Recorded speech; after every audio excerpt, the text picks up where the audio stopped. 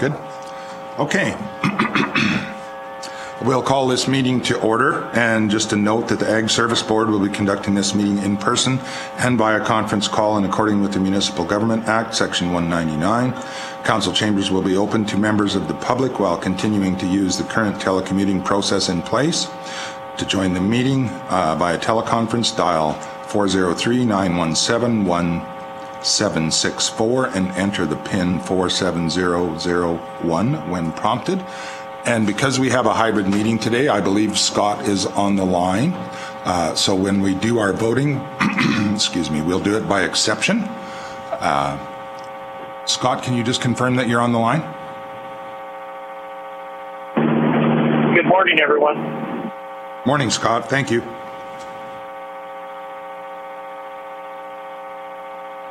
So let's maybe just do a quick roll call just to make sure everybody's here and that we have quorum. So we'll start over on the far side with Shannon. I'm present. Donna Bigger here. Tom Akert present. Glenn Kester. Rick Larson present. Sandra DeSmit present. Russ Munchrath present. And George Bloom present. Thank you.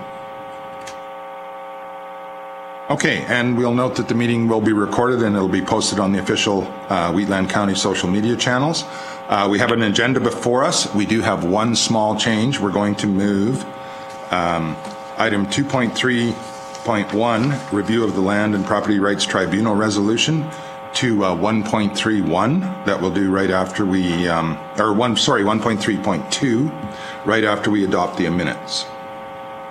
Is there any other additions or changes needed to the agenda? Hearing none, I will move that we adopt the agenda as amended. Anyone opposed? Carried.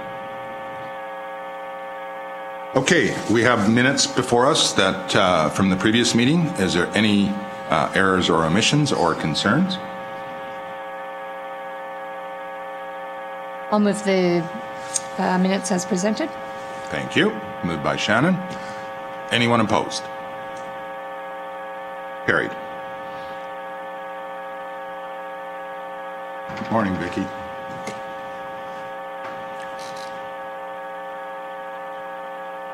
You think we're ready, George? Okay, so we'll move to the reviewed 1.3.2, review of the Land and Property Rights Tribunal resolution.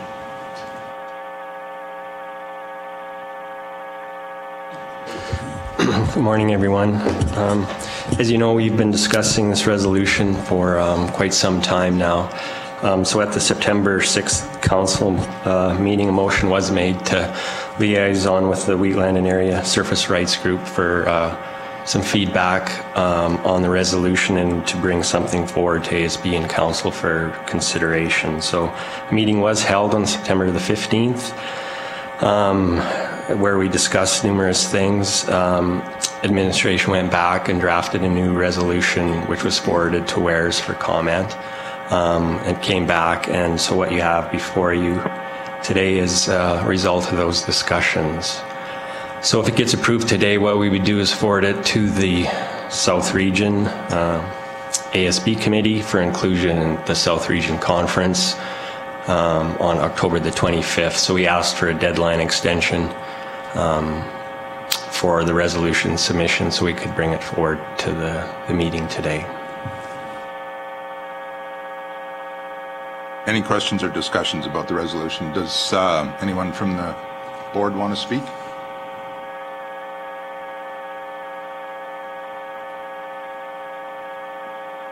Okay.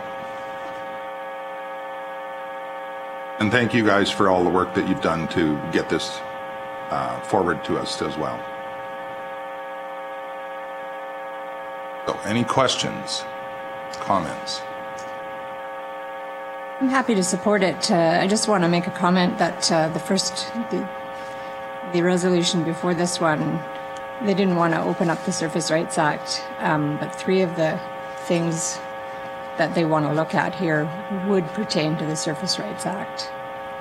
implementation of mandatory mediation, that would have to be included in the Act, I believe. Improved timelines of applications, I think that would also have to be in the Act. The tribunal operates under the Act, so I just want to make that point. I'm happy to support it as it is. Okay. Comments? I think he needs to come to the...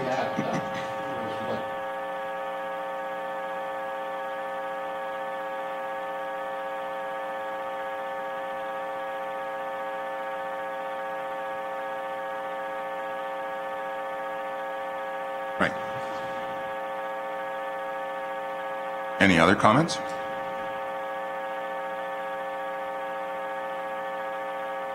Then I would like to entertain a motion to approve that we put this forward to the ASB, what is it, regional meeting? Yeah, conference. I move that the board approves the submission of the review of the Land and Property Rights Tribunal resolution to the 2022 South Region Agricultural Service Board Conference.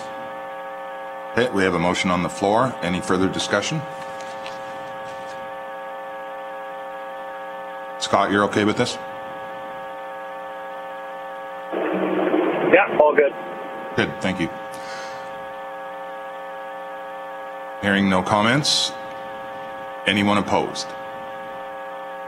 The motion is carried. Thank you very much.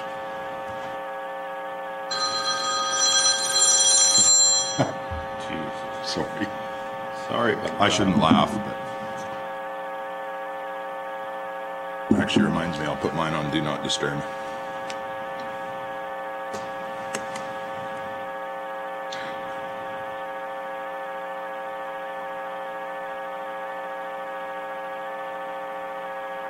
Okay, we will move on to, oh, well, we're not quite ready for that one, so we're going to skip, if everyone's okay, to, how about 2.2, George? Yeah.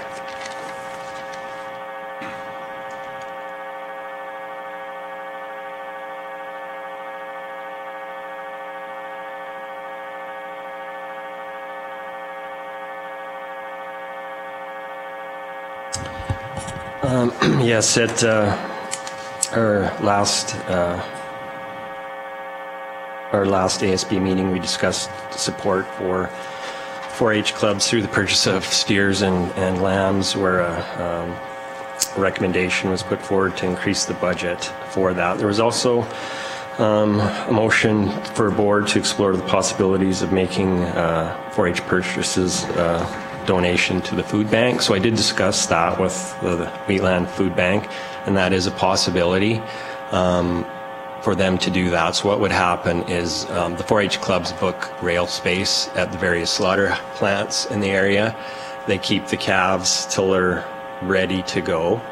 And so if we did donate it, what would happen is the food bank would just talk to the slaughter plant and discuss cutting options, and they would have enough room to store an animal if we wish to donate one. So I think we could move forward with that if you wish. Of course, that'll cost a little extra, so we did bump the recommendation to council to $14,000 for that, to include the purchase animals as well as the slaughtering. So I've only included kind of slaughtering for one for this first time, to see how it goes logistics wise and to make sure they have enough room for storage. So I think hopefully we should have enough covered with $14,000. Okay, great. Thanks, Russ, for that hard work on that. And discussion on that. Colin, that was, I think, your suggestion. Do you have any comments? No, I'm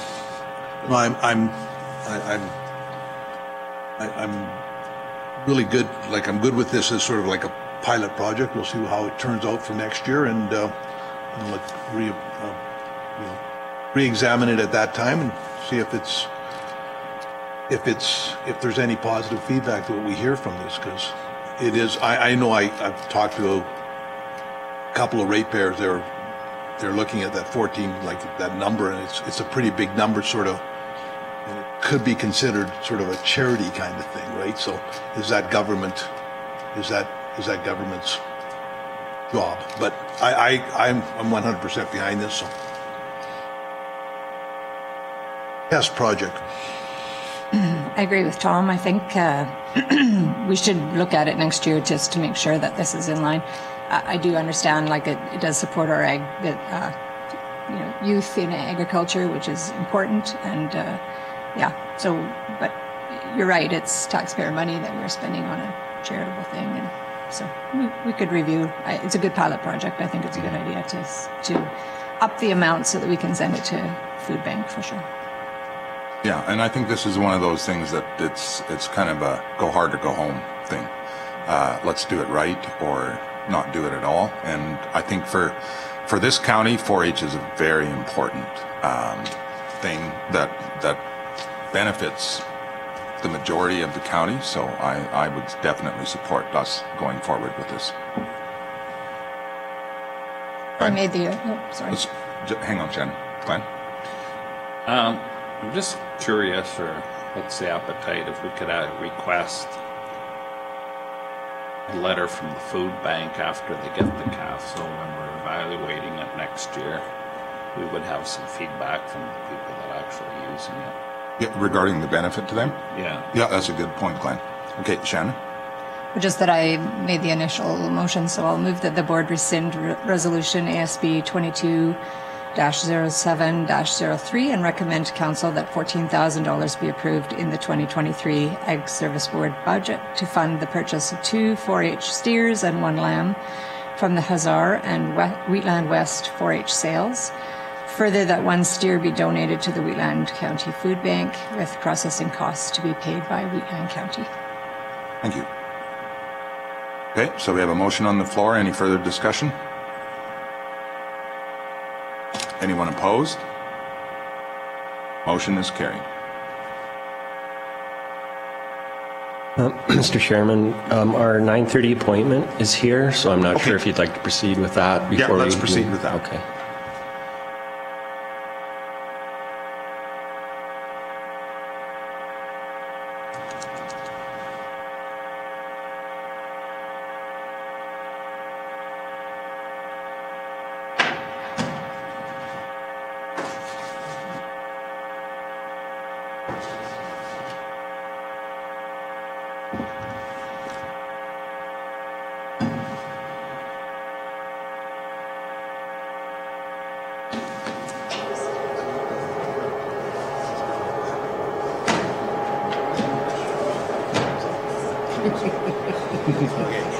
You're okay? Yeah, I'm okay now.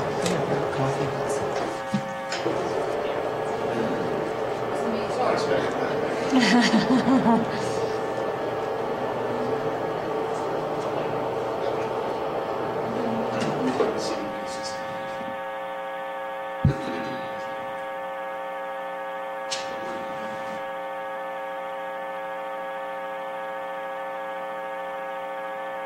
You want this on right now?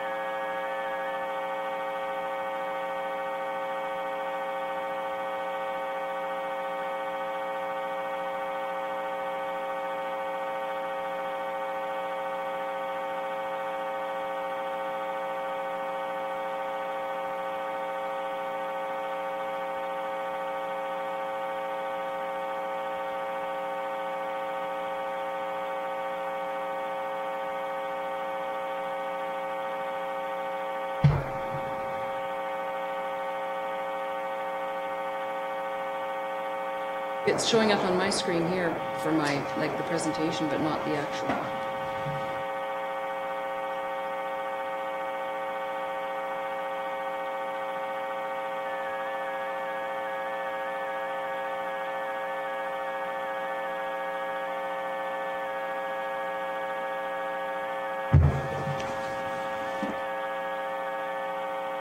That's on our screens, just not up there. It's just not up there. It's on ours though. So do you see?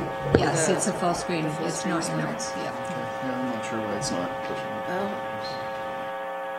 That's okay. It's in front of us. yeah, okay. Probably don't need the lights off then, I don't know. I mean, I can see everything okay, but I don't know. That needs the exercise anyhow. Yeah, exactly. Yeah. Hey. Thanks. Good morning. Good morning. Thank you for having me. I really appreciate the invitation from Russ. I didn't need these a few years ago when I was here last time. I do. To introduce myself, my name is Karen Sundquist. I'm manager of land use policy with Alberta Agriculture, Forestry and Rural Economic Development.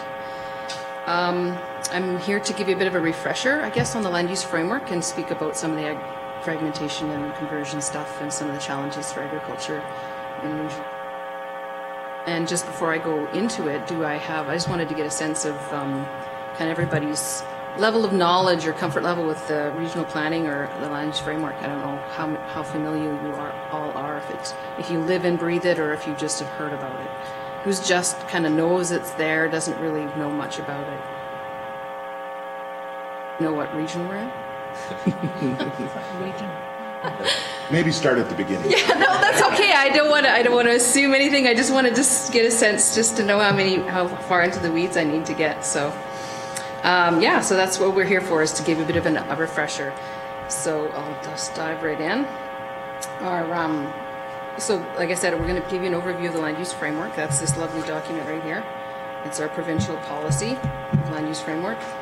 The enabling legislation, which is the Alberta Land Stewardship Act, and some of the existing regional plans, the South Saskatchewan Regional Plan, which we're in here, and the Lower Athabasca, and then some of the challenges and opportunities going forward. And of course, my focus will be on agriculture, Ag Service Board, agriculture, less so about the other pieces, so some of those challenges. So the land use framework, it's a provincial level policy. It identifies 7 strategies to improve land use decision making in Alberta and provides the framework for cumulative effects management of natural resources in Alberta. And the purpose of the LUF is to manage provincial, am I moving that closer? Sorry. Thank you. Is to manage provincial growth in a way that is sustainable and balances the economy, social and environmental pillars, and provides increased uncertainty around the integration and coordination of a provincial policy and alignment of provincial planning and decision making. So the provincial vision, Alberta is working together to respect and care the land and the foundation of our economic, social, and environmental and social well-being. And there's the 3 pillars of the 3 outcomes: is the healthy economy, healthy ecosystems, environment, people-friendly communities. Is the social piece. So the regional planning integrates the values of the 3 key pillars, requires collaboration between all the resource ministries. So this is a collaboration between environment, parks, agriculture, forestry and rural economic development, Indigenous relations, energy, jobs, economy and innovation, transportation, municipal affairs, and culture within culture, multiculturalism, and the status of women. So let's just look quickly at the 7 strategies that make up the land use framework. Of course, the first strategy was developing the 7 regions. We have the first plan that was developed was the Lower Athabasca Regional Plan that was developed in 2012, or approved in 2012.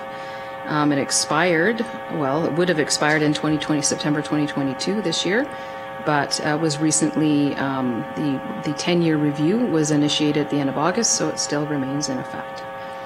The South Saskatchewan Regional Plan was the next one developed in 2014 and amended twice in 2017 and 18.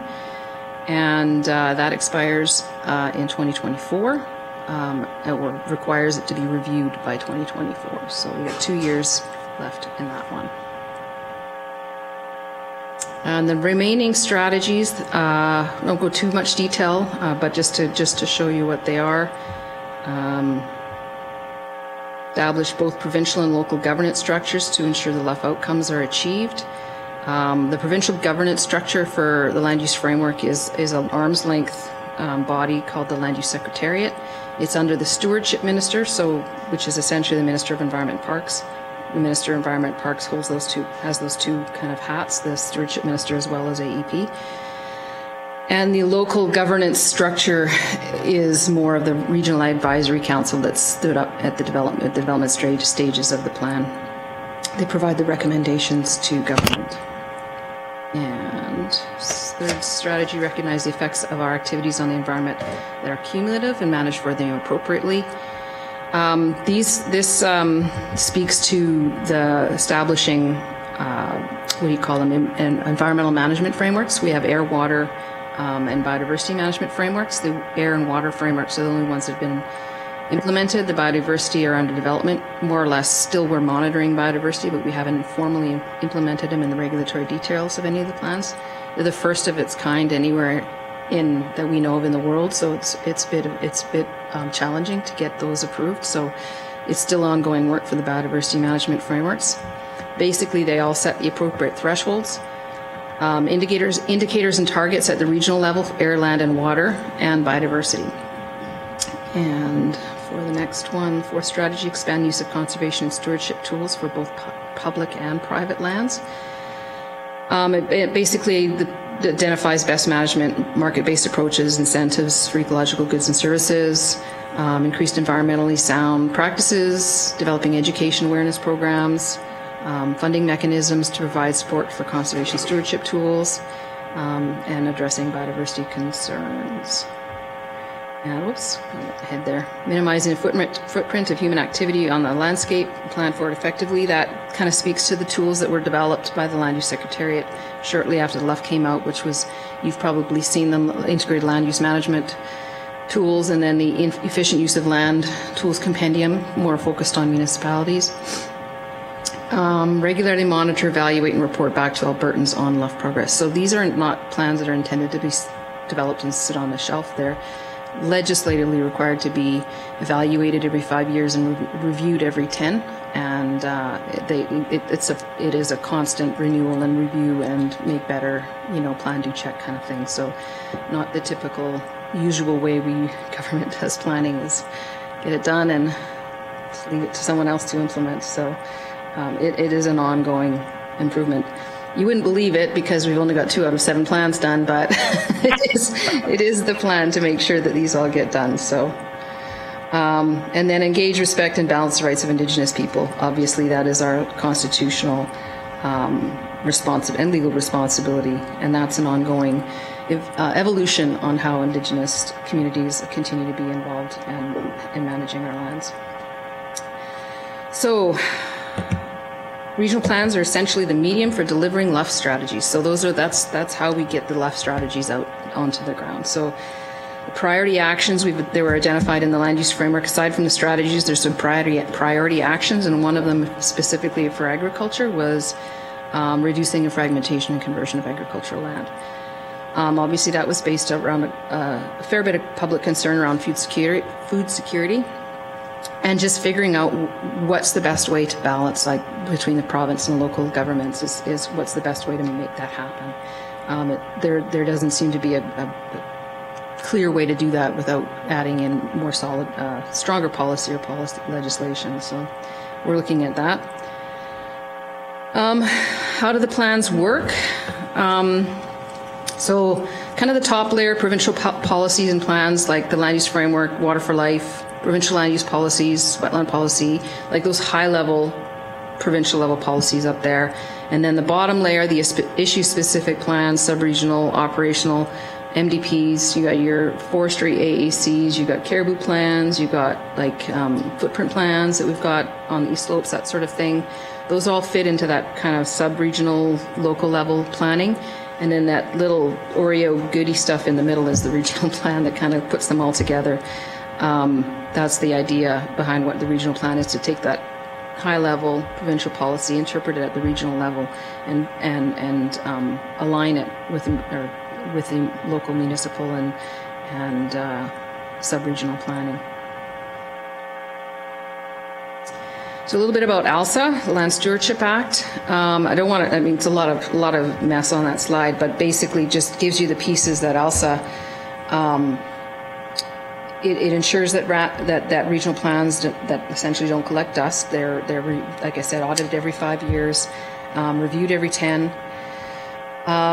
Regional plans are the expression of public policy. Essentially, the regional plan is a regulation.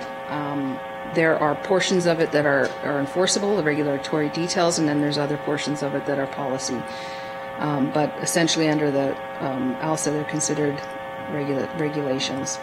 Part 3 identifies the stewardship tools that are available to promote private land stewardship. Some of them are continuously under development. We'll go into a little bit more later. And then Part 4 recognizes that, all land use decision makers contribute to and work together to develop and to implement regional plans.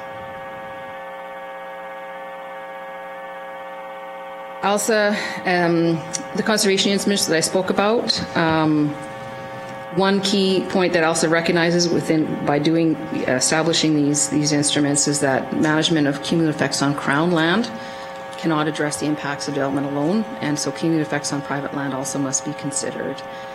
So there are numerous voluntary market-based instruments that are enabled with the intent to help improve stewardship on private lands and implemented through regional plans. So some of these examples are the incentivizing BMPs, or best management practices, enabling market-based instruments for ecosystem goods and services, tying grant supports to environmental stewardship, like the Environmental Farm Plan. That's a requirement for some of our CAP grants, research extension and municipal supports. So at the provincial level and across all the regions, our ministry, Alberta Agriculture and Forestry and Rural Economic, I'll just call it AFRED, it's just a long name, I'll call it AFRED, provides supports at multiple levels at producer, industry, and municipal levels within the regional plan. There's strategies that address each of those supports in the regional plan, and this, by the way, is the regional plan. It's a nice big thick thing in case anybody wants to read through it real quick. Whoops, sorry. It's my Bible.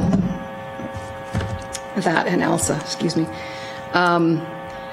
So I'll break out a little bit about what of those strategies do to support each of those pieces, but the intent is that there's multiple levels that agriculture is supported. So more or less, agriculture is all of our policies, all of our supports are provincial in scope. There's not a lot that's regionally specific. I guess in this region, probably the most specific pieces is native grasslands and irrigation. That's more region specific than anything else.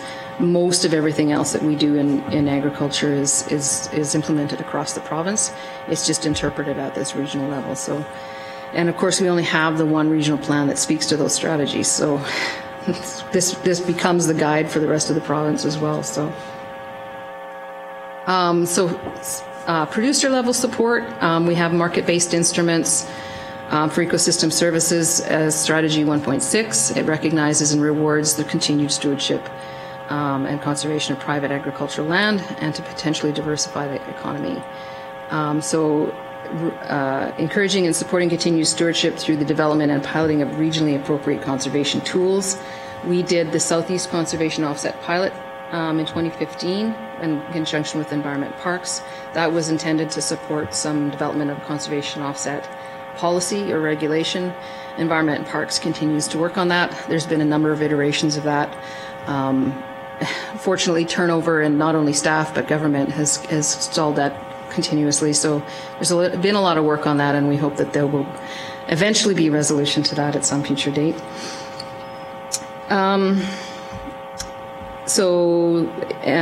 Best management practices strategy 3.17, implementation of programs such as environmental farm plans or the FPT agriculture policy frameworks like CAP, or the next one, which is called Sustainable Canadian Agriculture Partnership, SCAP, or SCAP, I don't know if you want to call it that. They say SCAP, they don't want to call it SCAP.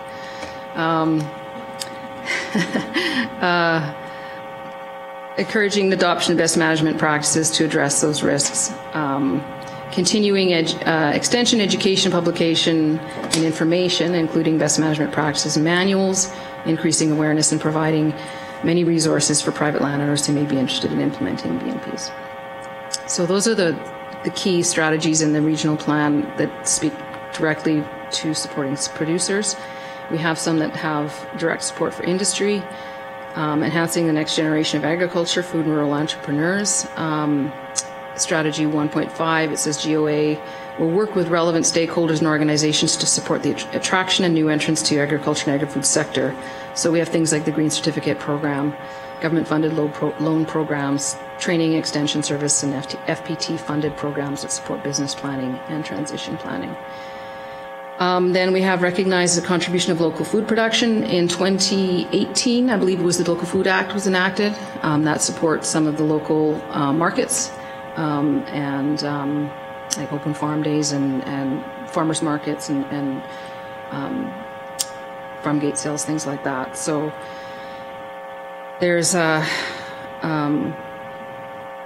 think there's some work going on in a lot of the region. Urban municipalities, Edmonton in particular. I know they've got an agriculture master plan.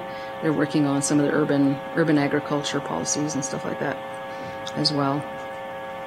And then assisting agriculture and agri-food industry to maximize opportunities for value added. So we have programs, again, supported through CAP that are value added, and now we also have our agri-food investment and growth strategy and that kind of brought forward in this last government mandate. So that is supported through that strategy as well. And by the way, you can interrupt me anytime and ask a question. You don't have to wait till the end, so feel free. And then support from municipalities. Without the regional plan, in areas that don't have a regional plan, which is most of the province, the 1995, or is it 96, I think, 95 provincial land use policies continue to provide that provincial direction, but where we have a regional plan, like in the SSR, the PLUPs are replaced by the regional plan. I think more or less the strength of the replaced PLUPs in this region are kind of guiding that direction in the rest of the region. So that is the expectation, that when we have regional plans developed in other regions, that those provincial land use policies will be strengthened. I mean, strengthened in the sense that, you know, municipalities were encouraged to identify agricultural land. Now they're expected to. And I think the Municipal Development Act says the same thing now too. So in the case of LARP, unfortunately, and that was pre-me, before I was involved in it, so I would have done a better job, I'm sure. They basically just cut and paste the PLUPs and put them in the regional plan for agriculture. So there was nothing new in the LARP. So this is our opportunity now that we're reviewing the relevancy and effectiveness of the LARP. The 10-year review, it's an opportunity to do a better job on the agriculture side. And I think the LARP review is going to be a bit of a test run or a dress rehearsal for the SSRP when that comes due for 10-year review. So,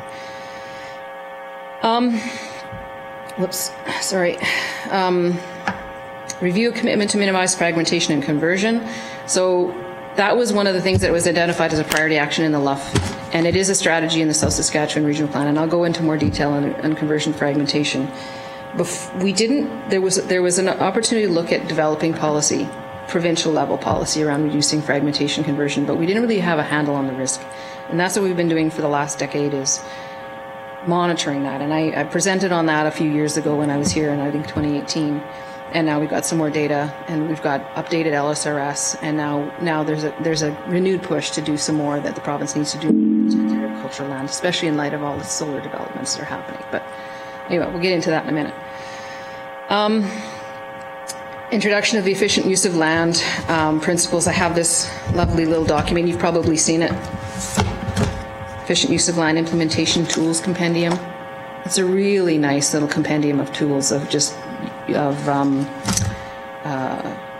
ideas and thoughts around how to minimize our footprint in development. And it's more focused on municipal planning. And if you haven't seen it, I highly recommend it. And it's something worth looking at again and reviewing and updating and providing new ideas and thoughts around that too. So I know the Land Use Secretariat developed this, as well as the ILM, or Integrated Land Management Compendium, which is more focused on industry, oil and gas and that sort of thing, forestry. But eventually I think there's going to be an intent to develop one that combines both of them. So if you have thoughts on how to improve that, I'm sure we would be happily take your input. So Lower Athabasca, like I said, it was more or less a cut and paste of the existing provincial land use policies. There's not a lot of agriculture up in that region. It's kind of down in the Lac La Biche area. There's only about 5% of the total region. But given that only 10% of the region is private land, then it's a pretty significant portion of the actual private land ownership is in agriculture. So there is a need to do a little bit better job in the next round, hopefully, if we look at relevancy and effectiveness of the LARP.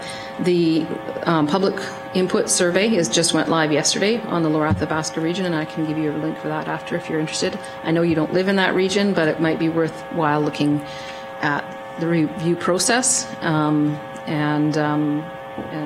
in preparation for the SSRP, if that's something you want to do in your spare time. It's really going to be an interesting process because it's the first one we're doing. So, so some of the pressures and challenges, obviously, like I mentioned, there's a lot of agricultural land loss, and it seems to be the highest in prime agricultural land. Primarily because urban centres were developed, around agriculture, so they're expanding onto agricultural land and good agricultural land. There's a lot of pressure to the government to do more to protect agricultural land, and there's of course all these increased pressures which seems to be pushing onto agricultural land. It's the solar, the oil and gas, besides the urban expansion. So we have to find a way to make it more difficult, I guess, or less easy for agricultural land to be available for development. Of course, we also have the climate pressures, which we're all aware of, and I'll give you a little bit more information on that. And then there's the global pressures, the pandemic, of course, and now this war in Ukraine, which is creating a lot of food insecurity globally. So back to the land losses. This is some data that we have most recently developed on the ag land losses. So net loss, so we did different methodology, but it was we did track it 1996 to 2009, and based on that methodology, permanent lawn loss of approximately 200,000 acres in that time frame, or about 0.4% of provincial agricultural land base. So when you look at 200,000 acres, it's a big number, but then provincially, and you put it into scope, it's less than 0.5%. However, most of that occurred between Edmonton and Calgary, 183,000 acres. And a lot of it was in LSRS 2 and 3, our best agricultural land. In 2011 to 2021, which is the methodology that came out, was developed after we developed started monitoring under the land use framework. Net loss of 67,776 acres, and that was, the reason is it was offset by some gains based on some sales of land in Peace Country, public land that was converted to agricultural land.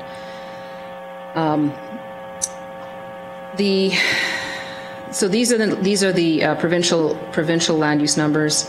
So these are the agricultural land changes over time. The blue one is the urban changes over time, just slight increases, and the rural residential is just a very slight increase along with urban. So that's provincial scale. And this is I did one for you guys just on Wheatland County, and I don't know what this blip is in 2017. I think it just might be at a data error, unless you guys went and converted land or zoned it differently and then, oops, put it back. I'm not sure what happened, but we're not sure where that blip is because it went right back up again. I think it's meant to be pretty steady across. And then we've got some data here that shows you the numbers for the province again. And this is the link here if you want to look at our reports. We had, just an FYI, in 2021, we have updated our LSRS layer. So LSRS takes into account not just soil quality or soil type, but it also looks at landform and climate. So based on the new climate information, LSRS layer was updated. So going forward, we've always done 2011 to 2020. We have the LSRS layer broken out, and so losses and gains within each of those layers. Because of the redistribution of lands within each of those categories, 2021 and 2020 are not comparable. So we have a net loss for each of those categories from 2011 to 2020. So that net loss will kind of be the start point for 2021. And then from 2021 onward, we'll be able to compare the existing data layers because you can't compare the two. There's just too much of a change between them. And you'll be happy to hear there's some Class 1 soil showing up in Alberta because of the nuclear climate. Not here. It's in the Smoky Lake area and in the Peace River area, believe it or not. Yeah. So yeah, because of the climate changes. So we did some modeling as well, some of the climate pressures, using what's called representative concentration pathways, or RCP 8.5, which is predicted high changes based on if we as humans do virtually nothing to mitigate climate change, this is kind of the pathway we would be going towards. And then there's this moderate climate change model, which is RCP 4.5, and that's where we're doing some stuff to try and mitigate climate change or reduce our carbon footprint.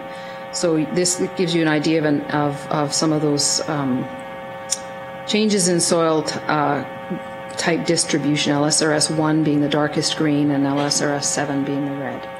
So down in this region, we see a lot more red showing up in both models, the moderate and this is without irrigation. This is just based on existing rainfall.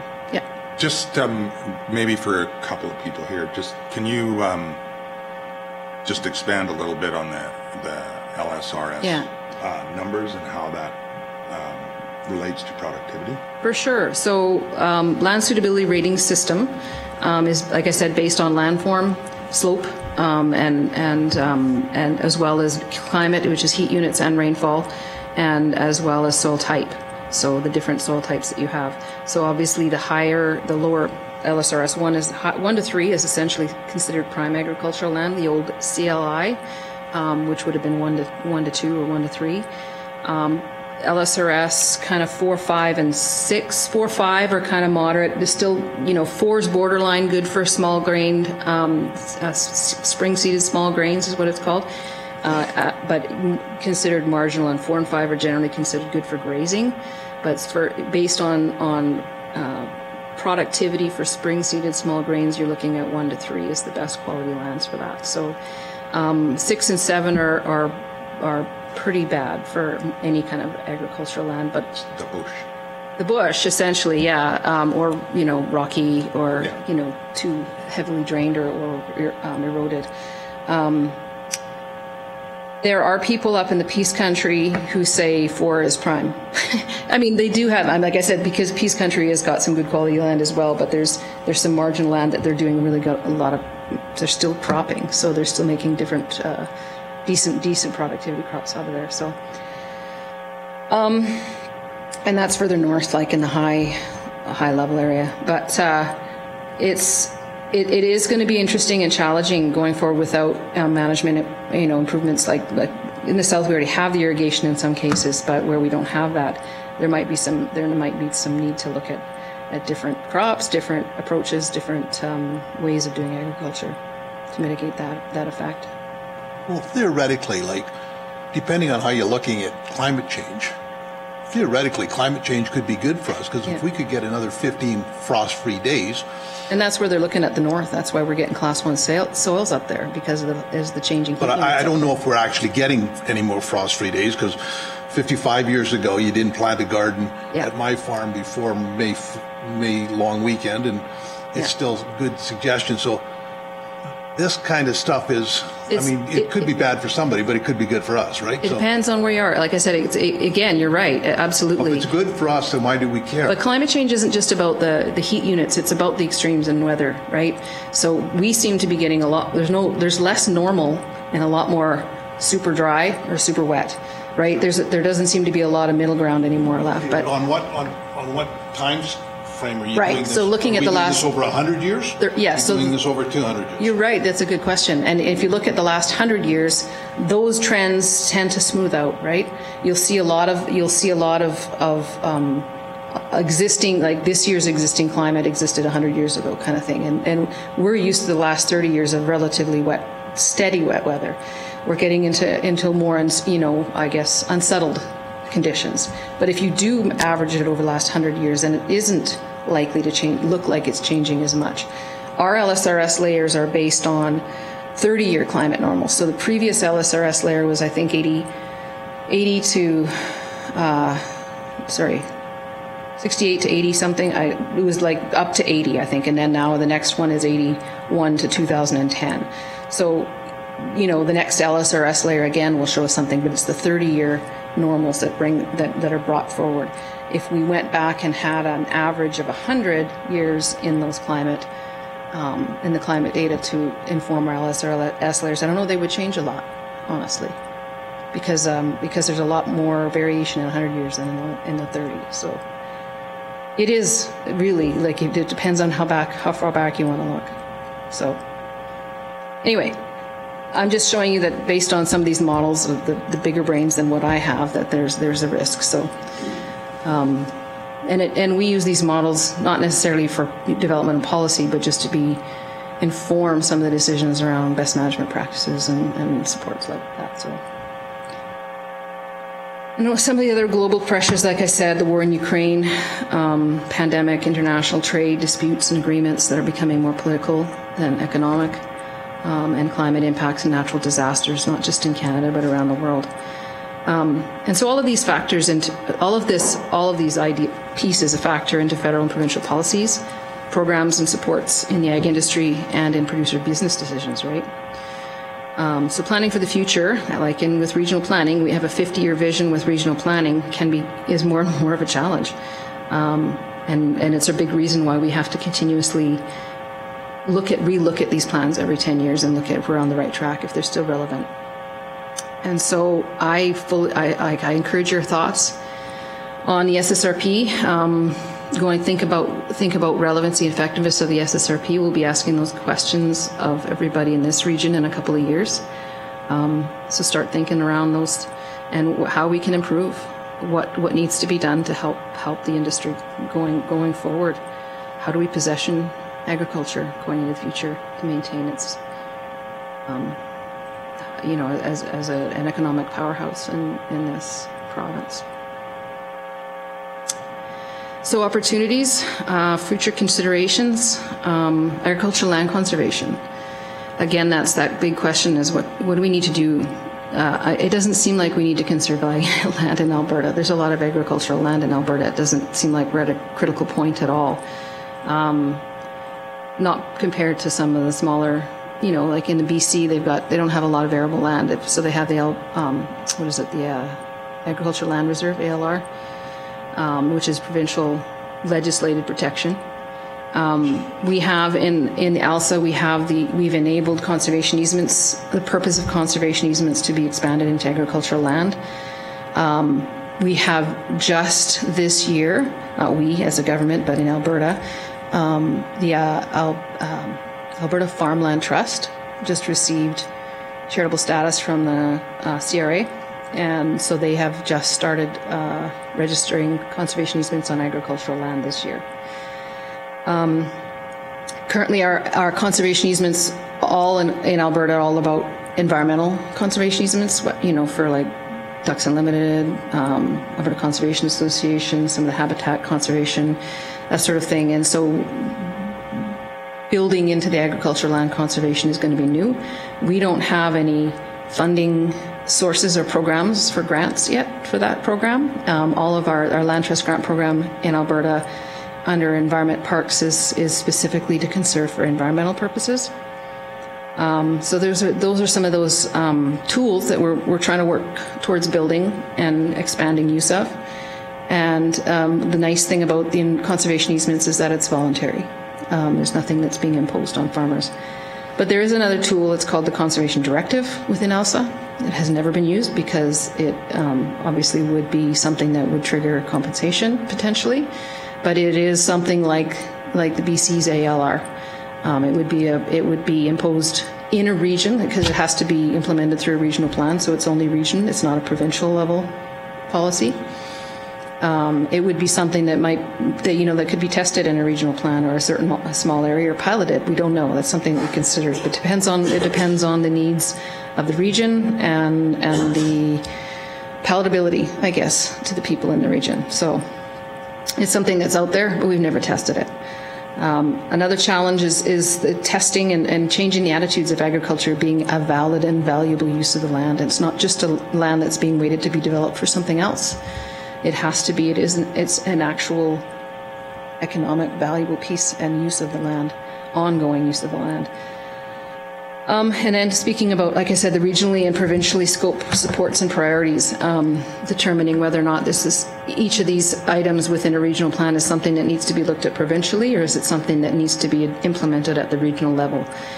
Like I said, irrigation is specific to the south and potentially moving into the Red Deer region, but it's not something that we need to build provincial policy around this. So, but conservation of ag land, maybe that is something that needs to be looked at provincially. Certainly we're getting a lot of ongoing pressure from especially when land is annexed, good land is annexed for other developments. So, and then rural economic development, we've kind of, that division is folded into our ministry now, and we've done some engagement on rural economic development, and that's the social piece of the agriculture side of things, and what can the regional plan to do to support rural communities and economic development at that level. So those are considerations that we need to start looking at and planning for in the next round of the regional plan. And your input is always welcome. And thoughts. And that's it for me. Well, thank you, Karen. That was a very informative presentation. We'll maybe see if we can have some questions first. So I'm going to go to Scott first because he's on the line. Do you have any questions, Scott? Oh, he's dropped off? Okay. Yeah, I knew he was in a bad area, so. Okay, anyone else have questions for Karen? Donna? Just a comment. Just in our county, and our hands are tied with solar, putting solar into irrigated land and lots of solar in 500 acres. Can there possibly be or something to restrict certain lands in the Yeah, this is a big one, like I mentioned, that has been coming forward quite a bit, and it's a complex one because we as a ministry, agriculture, don't have any jurisdiction to manage land use. We have policies and programs that support agriculture as an industry. However, we can develop policy. There has to be a way to develop a policy that is supported by legislation. We don't have specific land use legislation in this ministry, but ELSA is legislation that could be used, and we could develop policy under ELSA that would support agriculture. That's an option. I know that there's that gap because municipalities and we've always said it's the municipality's jurisdiction that you manage land use of private land. That's your job, right? However, that decision is explicitly removed from the MGA, right? The AUC doesn't have to align their decisions with the MDP. So there's that linkage to AUC and their requirements, and their legislation is under AEP and energy. So there's a lot of players that have to get involved in how to make that happen. But yes, I think that having municipalities, in particular individuals, and lobbying not just the government but the AUC as well, and energy, and building the knowledge and building some will to move forward on developing some kind of policy that speaks to appropriate use of solar development or placement of solar development not on prime agricultural land. But we got to be careful that we're also respecting private land rights too, right? This government is very, very conscious of that. So there has to be policy, but consideration that doesn't necessarily trigger compensation. De facto expropriation by limiting. I don't. In my mind, it's a job for municipalities that when you zone something, you have restriction on what can happen in that zoning, right? That's your job. That's what you do. If the province does that, Does that make it any different? Right. Or does that, it doesn't trigger compensation when the municipality zones something and says no to development because of the zoning. But does that happen when the province does it? I don't know. It's a test, I guess. So, but yes, it's on our radar.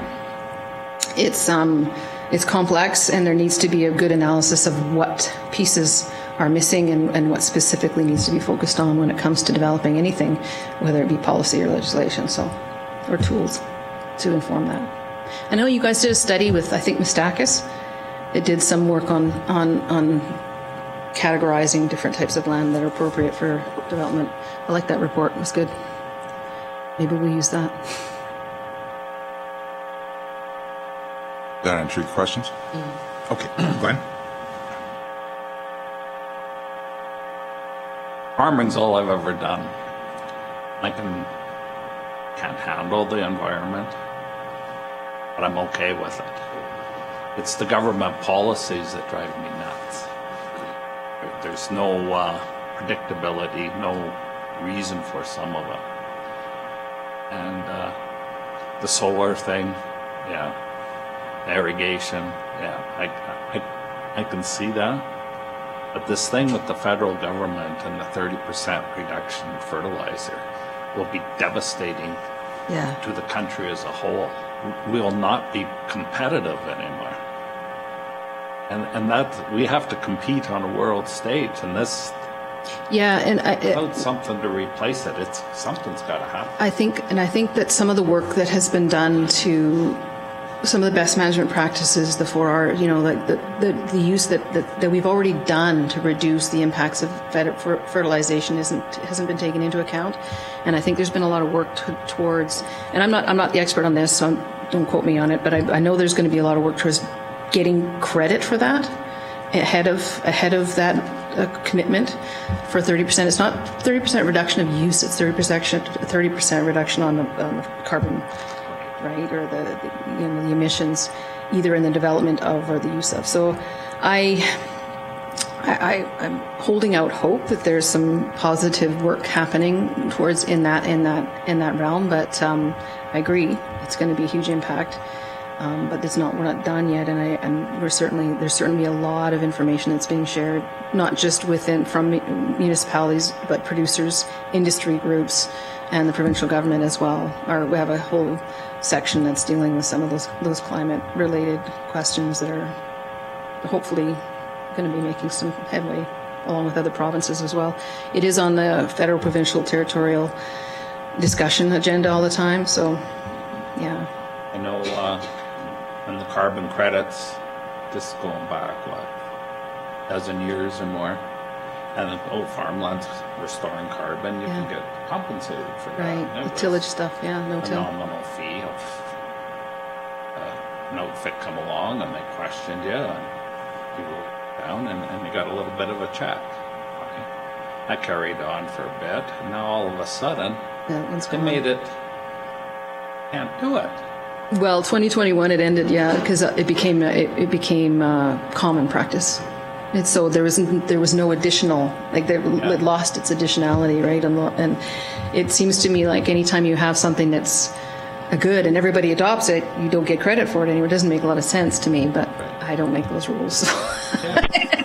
I wish to me it didn't make any sense. Like you're promoting this, it's becoming a really good thing. It's the best carbon offset on record is the no-till run, right? But because it became so commonplace, it lost its additionality benefit. That's where I see a role for the provincial government to promote that. Yeah. The carbon, not so much the paper, but what we're doing. Yeah.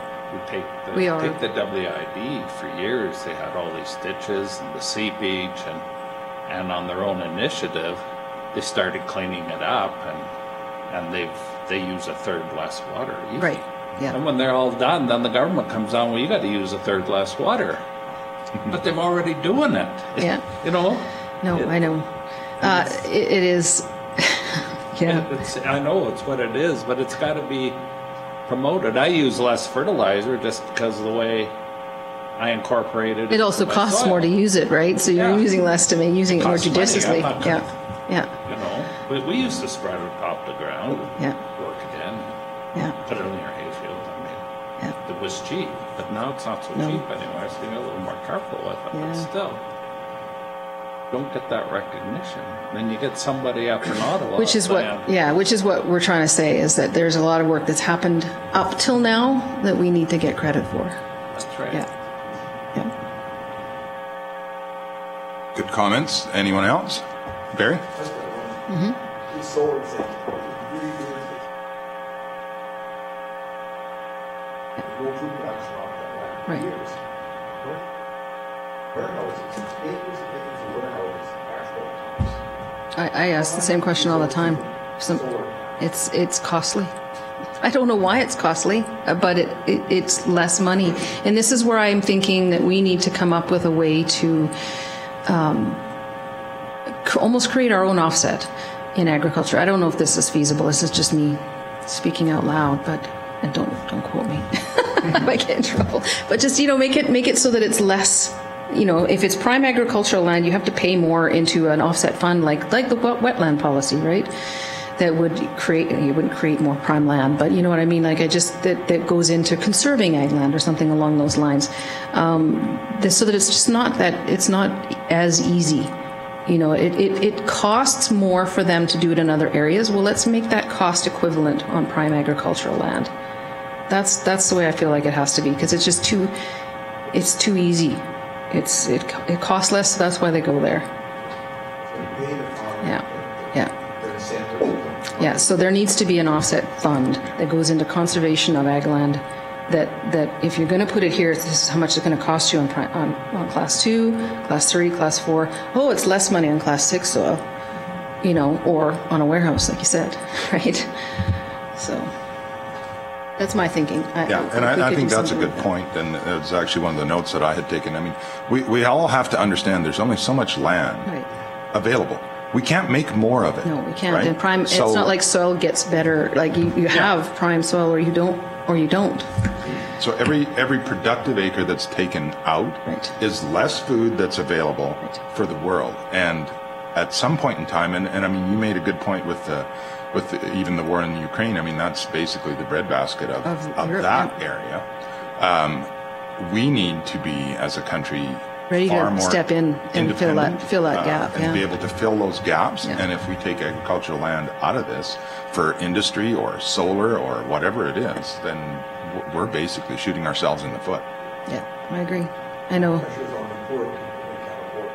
Exactly. Food costs are just going crazy right now. Yeah. Okay. Anyway, if you got answers to all of that, we're happy to hear. Bring them. Yeah, I wish we had answers. Did that answer everything, Barry? Okay, anyone else? Just another comment. Go ahead, Sandra. After we got that solar, can you just hit your mic, please? the land deteriorates. Yeah. Like it's not going to get back to that. No. It's not going to maintain the same quality. Yeah. Yeah. No, I agree. I know the U.S. is making some strides towards design of solar to enable tractors to go underneath them and livestock to go underneath them and space them differently. And so there's still some compatibility. It's not the same as an open field that you used to crop on, but they are making some design. And I know Innotech is doing some research as well to try and build some compatibilities with solar and ag land, but it's not remotely the same level of productivity. So anyway. And we don't want to get into the discussion about the viability of all that stuff. No. That's not your shop. Anyone else have questions, George? A lot to the fragmentation and negative aspects of on-farm land. Could you just speak to some of the enhancement agricultural programming regarding the land use framework? Enhancement as in? Yeah, you had mentioned in your slides earlier, I picked up agricultural enhancements, and it seemed very vague in general to me. I was just wondering if you probably because I don't know what I was talking about. So I was just wondering if we could focus on some positives. Just some of the things that we're doing, like in order to support the agriculture, like the CAP grants and the best management practices, EFPs. So we've been, all of the money that comes from the federal government that matches, provincial federal government funding is related to some of those, enhancing those best management practices. one of the things that came out of the SSRP engagement that we did prior to the use of the plan is getting credit for work that was already happening. That is still an ongoing challenge. Like for example, like we talked about carbon offsets, right? Grasslands, sequester a ton of carbon. So there's a protocol developed in California just called avoided conversion. Like just basically don't convert this grassland to something else. It's now considered a voluntary offset. It's not regulated because there's no, again, additionality. So we're just leaving it alone so that it continues to sequester carbon. But that is one of those things that we're trying to push forward in developing carbon offsets, for example, as one idea. Some of the other work, the CAP work, I'm only peripherally aware of. I'm not involved with it directly, but there's a lot of climate offset type activities going into the CAP programs. There's a lot of federal funding that's going into recognizing carbon offsets, conservation offsets. They're developing or piloting a conservation, I think it's called a conservation offset, developing a market for it or enabling industry to market, to pay for conserving X number of acres of land in order to do the work that they do to get a market for that. So we're trying to build or enable some of those market-based instruments that are so hard to implement because of, government doesn't want to be in the market, but we need to enable that, right? So there's a lot of work that's ongoing, and like I said, that the SSRP commits to making these happen. But it's still a work in progress, and they're not black and white implemented right now, but there's a lot of work in progress to get that happening. And also getting recognition for some of the work that's been going on for decades and generations, right? So that is one of the challenges is how do you recognize something that's not additional, something that's been happening, right? So where can we find your plan? This? Saskatchewan. Right there, no. It's online. I have all of my links. Sorry, I didn't go to the last slide. I have all of those links right there. Oh, it's not on your screen, but it should be on your computers. I'll send this to Russ, this presentation. And you can have this. Yeah. And so those links are all there. The South Saskatchewan Plan, cumulative effects management, that's EU fish use of land. And also I'll say the link that's not here is now the survey for the LARP. I know it's probably not the top priority for you guys, but it wouldn't be a bad idea to follow that, just to get a sense of what it might be looking like for when we open up the SSRP. Does anyone else have questions? Okay. And by the way, this should be your Bible. Yeah. Most of my questions have already been brought up, so thanks to Donna and Barry and Glenn that brought them up. One thing that I'm kind of wondering about, we can't stop it, but we need to slow urban sprawl and industry. And I know even for this county, I mean, industry is a benefit to the county in a way, but every time we bring an industry in, we lose sections of land. I know you guys got a big airplane development coming up here, don't you? Yeah, I wasn't going to get specific. Yeah, that's one thing. And I mean, we have several solar ones. One of the ones is probably arguably on not the greatest land, is it, Glenn? But nonetheless, it's still land that's being taken out of production. So how do we make that balancing act between what's tax dollars good for investment for the municipality, but on the other hand is very bad for us because we're losing productive land? So I'm just throwing this out here because it just came to mind. Why don't you take some of that investment money and put it into a conservation fund? And you as a body have the capacity. You were considered under ALSA, you're a recognized government body that can hold conservation easements, or you can create another body like Legacy Land Trust did, and just to have that body that's responsible for conservation easements, or implement them through Alberta Farmland Trust, offer those easements, get Alberta Farmland Trust working in your municipality, and use the money that you get from investments and convert it to conservation of ag land. That's a good point. Can you explain the Alberta Farmland Trust? So land trusts, as you know, they exist. Ducks Unlimited, ACA, Salts, I believe, works in Southern Alberta Land Trust. There's little regional land trusts, and then there's the big federal ones like Ducks and ACA, NCC.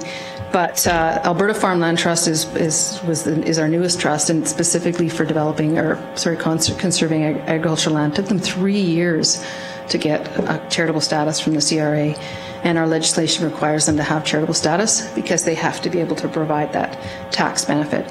Currently, we're lobbying the federal government to try and expand the eco-gift program to include agricultural land, which gives that waiver on capital gains, which is a huge barrier for conserving agricultural land, especially in the volume that you're going to be talking about with agriculture. That's who knows how long or if that'll happen, but it's being worked on. I would say that a lot of the money that they would be, they get from donors, and I think their first registered conservation easements will be the low-hanging fruit of the people that are going to conserve their land no matter what costs, right? So those are the really easy ones, but the hard sells are going to be the ones that are going to cost money, like that capital gains that gets triggered. So that money would potentially go to the land trust to register that land trust and to offset that cost to the farmer in registering that land trust in perpetuity. Register that easement in perpetuity. It stays on the title of the land.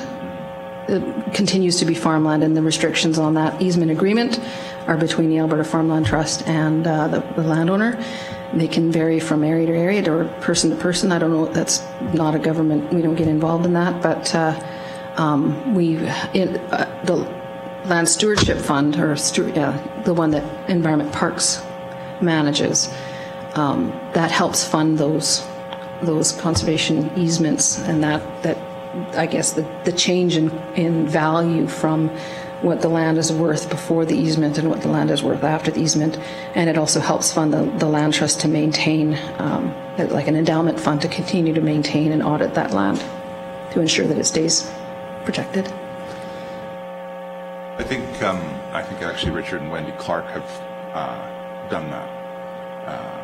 So that's an interesting option. Yeah, it just popped into my head just now. Yeah. Alberta Farmland Trust, like I said, just got registered or got the charitable status, but they haven't got a web presence yet.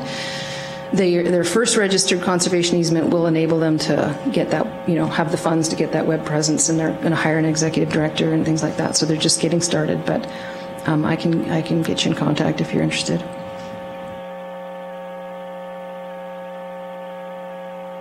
Anyone else have questions, comments? Hearing none, I think we're good. Thank you so much, Karen. That was very informative. Thank you. And feel free to email me or whatever if you have questions. I don't bite. Thank you.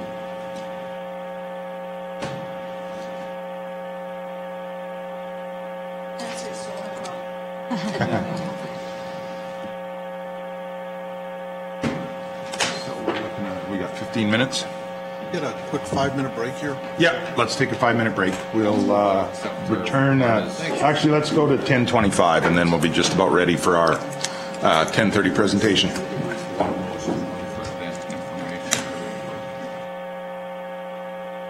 Yep. You have been muted. To unmute yourself, press the star key twice. All right. Mute off. Before we start with the next presentation, I would just like to get a motion to accept Karen Lundquist's report as information. Also moved by Councillor Bigger. Anyone opposed? Carried. Matt, is Scott still dropped off? Oh, okay. Good. Scott, you're okay?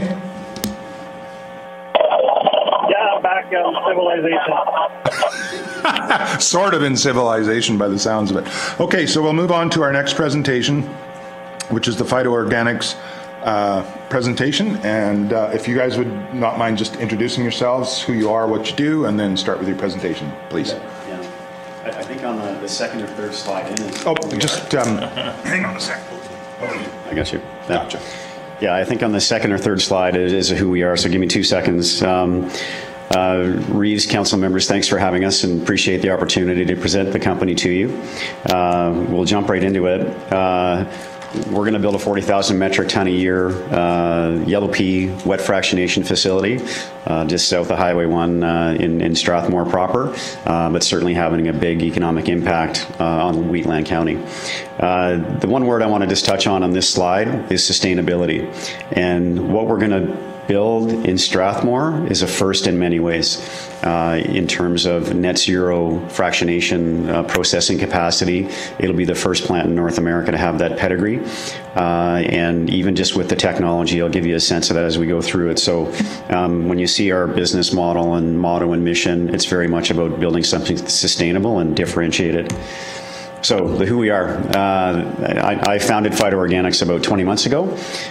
Began my career in the Canadian Armed Forces, military college graduate. Was a ship driver in the Canadian Navy. It was a great experience. I think it taught me a lot about risk management. I got out of the military in 95 and went back to UBC, did my MBA. And when I came to Calgary, I've been basically in the investment industry, investment banking for the better part of 20 years. My last role was as a CFO of a private energy company that was backed by Canada Pension Plan and Warburg Pincus out of the US. So lots of experience in terms of building companies, running large capital programs, and this is just another version of a large capital program. Drew, who's behind me, yeah, sorry. Do you happen to know Commander Ken Hansen? I know the name. West Coast? Do you know? East Coast. East Coast. I did all my sea time on the West Coast, but I know I know the name. I know the name. Yeah. There's a Kester on the. That would be this guy here. Me. Are you related to Phil? I don't know that I know well. Okay, well, we've done our names exchange. I went to military college with Phil Kester. So Drew Sharp, Drew's behind me here. Drew's an agronomist by skill and training, and he's really going to be a face that will become very recognized in Wheatland County. We were out here in Strathmore and in Vulcan in June, and we met with about 50 farmers, and just to kind of pitch what we're doing here and to the farming community. And I think it's super exciting for the farmers in the region that we're going to bring 40,000 metric tons a year of local demand into their backyard. And it was very much about, that's great, would love to increase peas in the rotation and the reception of that. So Drew is the sort of face of the franchise in the field, and you'll get to know him and see him around a whole lot more. So I guess the first reason is why. If you kind of go back in my why, I actually had a pretty serious head injury in January of 2020. Traumatic brain injury, morphine for 7 weeks, the whole thing. And what came out of that, out of a lot of things, listening to neurologists on recovery, was actually a dietary change. And I went on an anti-inflammatory diet, and a lot of that was, it's omega-3s, fish, taking caffeine, dairy, artificial sugar, all those sorts of things out of your diet, and increasingly down the path of alternative proteins. And my undergrad in military college was in economics, and I very quickly kind of went into what's the supply-demand dynamic of protein in Canada and North America. And that's really how this evolved. If you think about what we do with pulses right now in Alberta, 95% of them are exported to China and Indonesia, and they're exported raw. There's zero value add. And if you think in economic terms what that means, it's maybe $17, $18 million, even at current yellow pea prices, for the size of our facility. And so what we're going to do is take those peas and process them. Every component in that pea is going to be processed into a human consumable food ingredient. So 86% of that pea will be in some form of food product on a shelf. And that's a value add. The GDP impact of our plant is about $120 million. So that's that 7 times multiplier of bringing value add back into Canada. And for farmers, it's great because we met with farmers, and what we need of farmers is 2 things. It's traceability. And that's just from a human food safety perspective. If there's a bad batch, we can trace it back to origin. And it's also for ESG. And just our offtake customers care as much about sustainability, how crops are growing, the carbon footprint of how we process that and make it into food ingredients. And so we're paying a premium to local farmers for that incremental reporting requirement. And that alone will differentiate us in terms of, having relationships, and what we want to build is long-term relationships. And I can stick him in front of the mic and he'll go on for about an hour on it. But suffice to say, what we will do is we'll have 50 farmers delivering peas into our facility. We'll take that reporting every year and we'll turn it into a dashboard. And what you're going to learn as a farmer is, you were 4th quartile in diesel use on the farm, and you were 1st quartile in fertilizer. And you can just learn within the same, biodiverse region, how you can improve inputs on your farm. And at the end of the day, that's your margin too. So it's a real collaborative and feedback loop that we're going to create with farmers. So that was really the impetus of why. So the second why is, why are we here? We began this process. I looked at 8 municipalities in southern Alberta, and to kind of go Canada-wide right now, we grow on average 3.8 million tons a year of yellow peas in Canada. 1.8 of those are in Alberta, and so we're roughly about 40% of yellow pea output. 20% of Alberta's peas are grown within an hour and a half of where we're all sitting. And so when you think about that in volumetric terms, it's about 400,000 metric tons a year of yellow pea. Those are 25-kilometer circles. And we don't need to go more than an hour and a half on a truck to have 10 times our capacity in yellow peas grown in the region. And that's super attractive in this day and age. And number one, it's freight cost to the facility, and it's also GHG on truck. And we minimize that. So it's a great market for that. Drew's got a whole setup that we're buying direct to farm. We're not using third-party aggregators. We lose that traceability, and we have that direct relationship with farmers in the community. Logistics-wise, obviously right on Highway 1, you have both the CN and CP transload facilities in Northeast Calgary, so good and proximate for moving product to the end customer. A lot of the design of, as I'll go on ESG in a minute, is looking at the carbon footprint of what we do, and I'll do a bit of a deeper dive with you, but the location here, it serves that very well as well. I can just say, we've dealt with Strathmore, the municipality. They've been a great municipality to work with. I think innovative in terms of alignment on sustainability, and just going through rezoning and subdivision, which we're now complete on. We're about to get the grading and stripping permit and then file our development permit. And they've been very proactive, representing the interest of the community, but finding good, smart business solutions for what we're trying to do. So what are we doing? So we're going to take yellow peas. They'll come up to site, and we'll show you on the map in a minute. We'll clean and dehull them, and then they'll go into solution.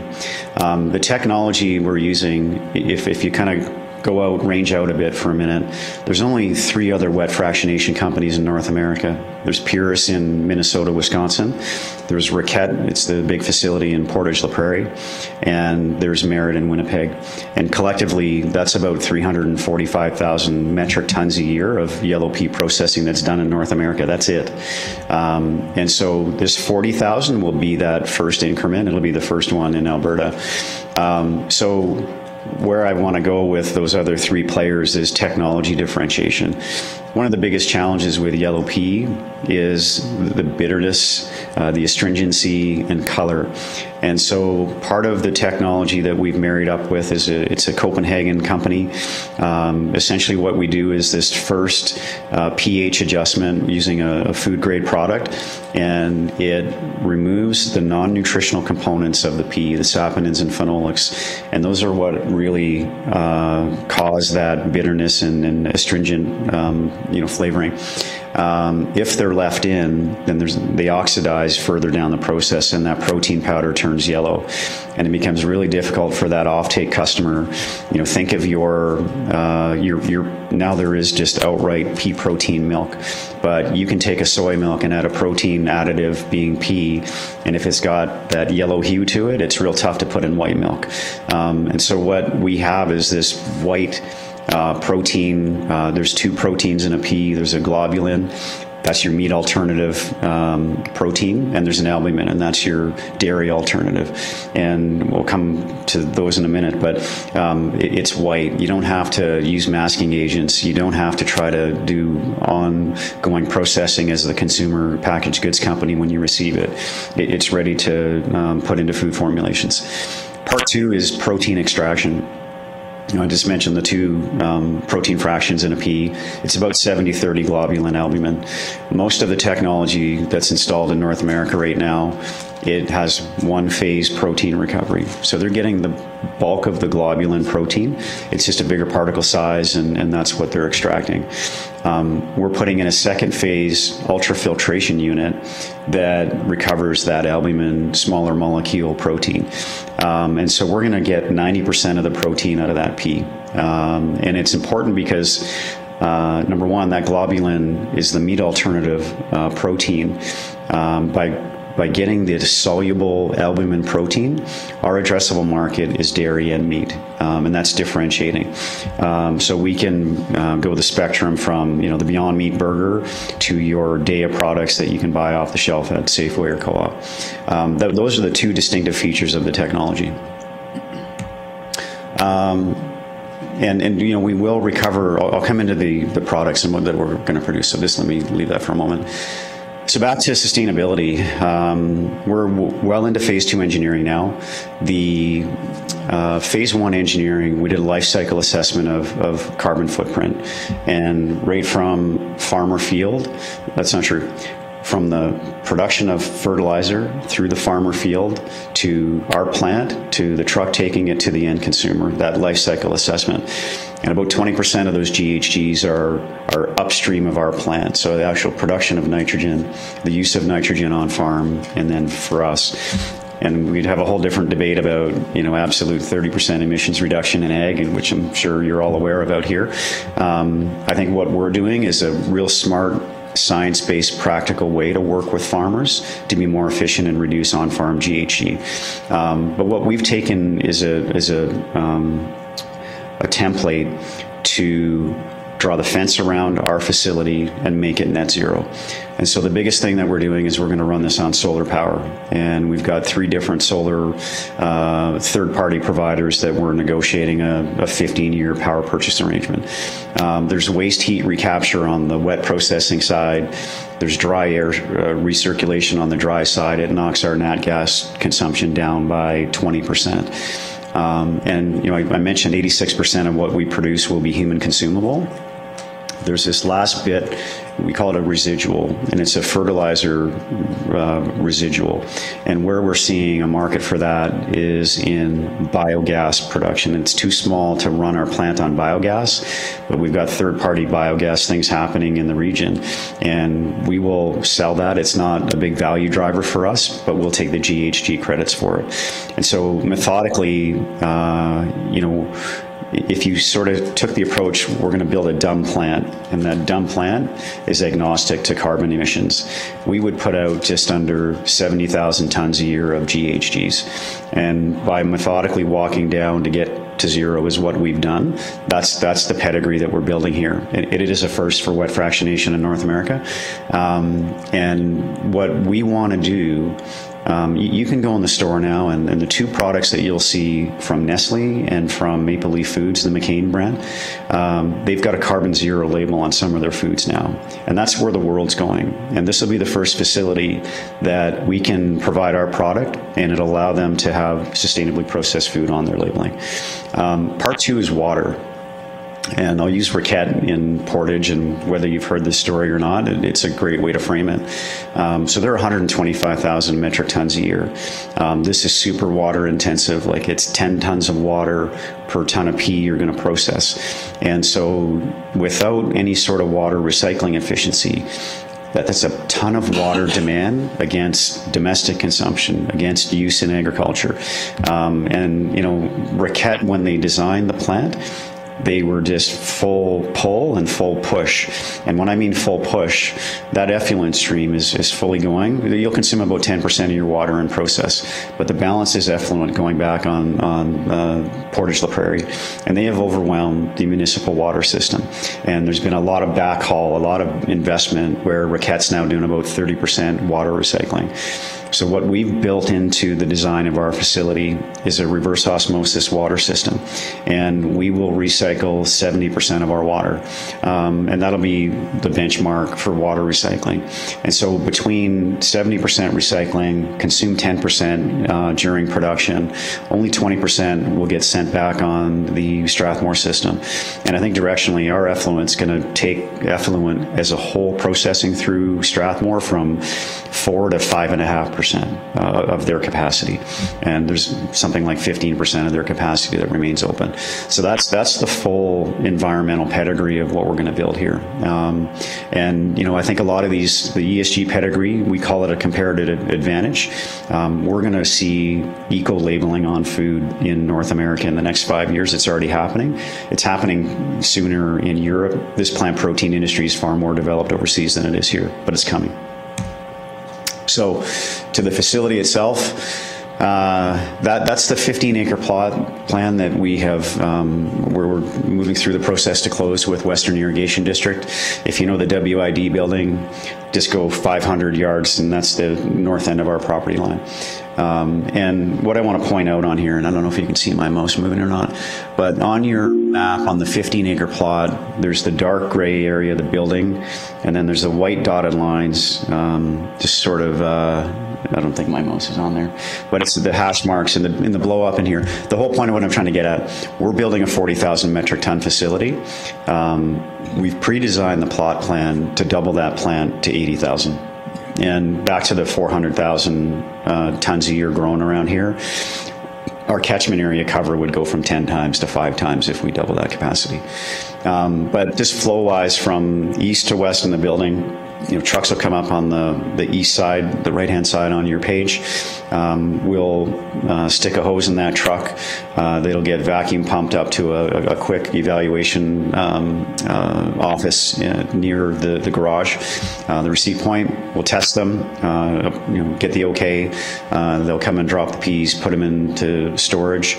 And then the next part over in the blue part, that's your processing. And this is where we're going to clean and dehull the peas and basically get them ready to go into solution.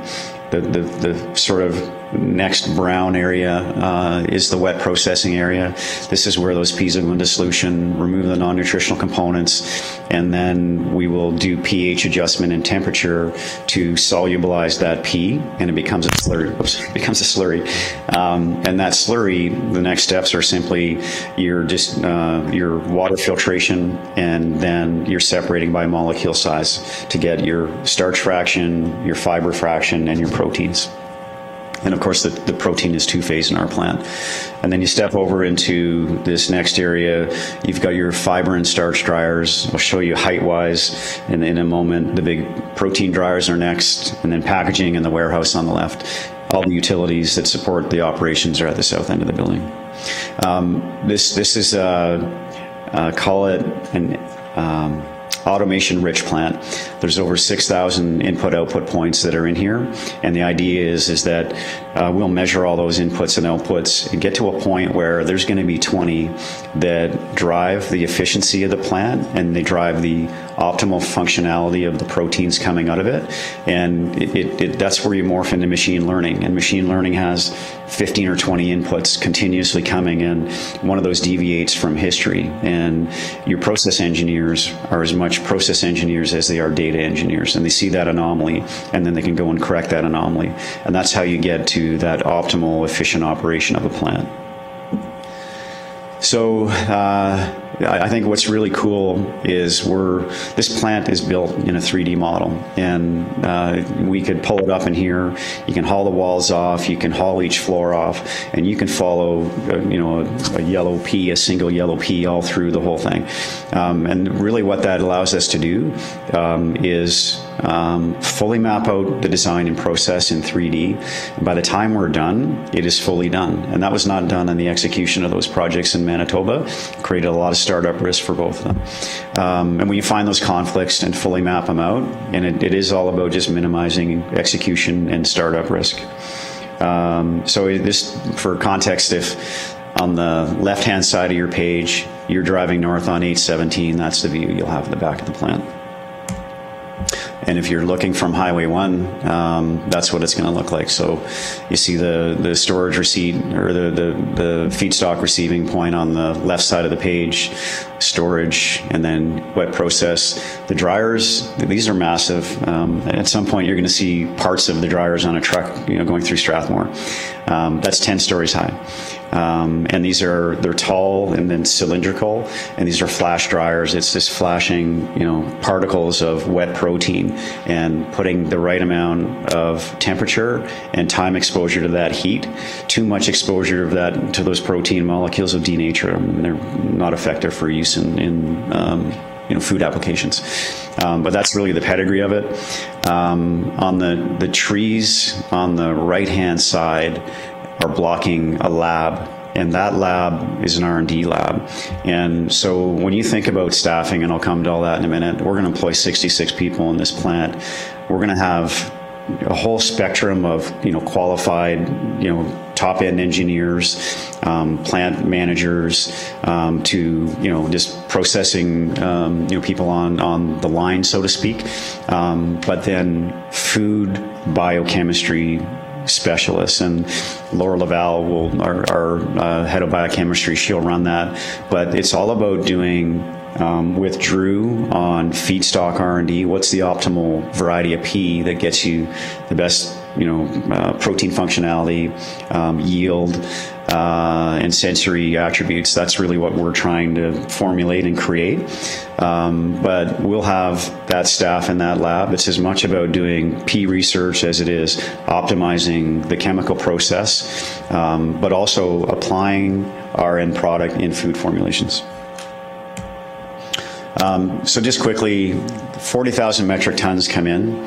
We'll produce about 9,500 metric tons of pea protein isolate, and that's 85% pure protein is what that product is. That sells for like $8 to $10 a kilogram today in the world that we live in. And, at $8, that's $56 million a year of our revenue. That's a big chunk of the revenue. Starch, roughly 48% of a pea is starch. And so there's a lot of starch that comes off the process, about 17,000 metric tons. That's got food applications. The Asian glass noodle is a big food market for it. What's interesting, you're starting to see industrial demand for it.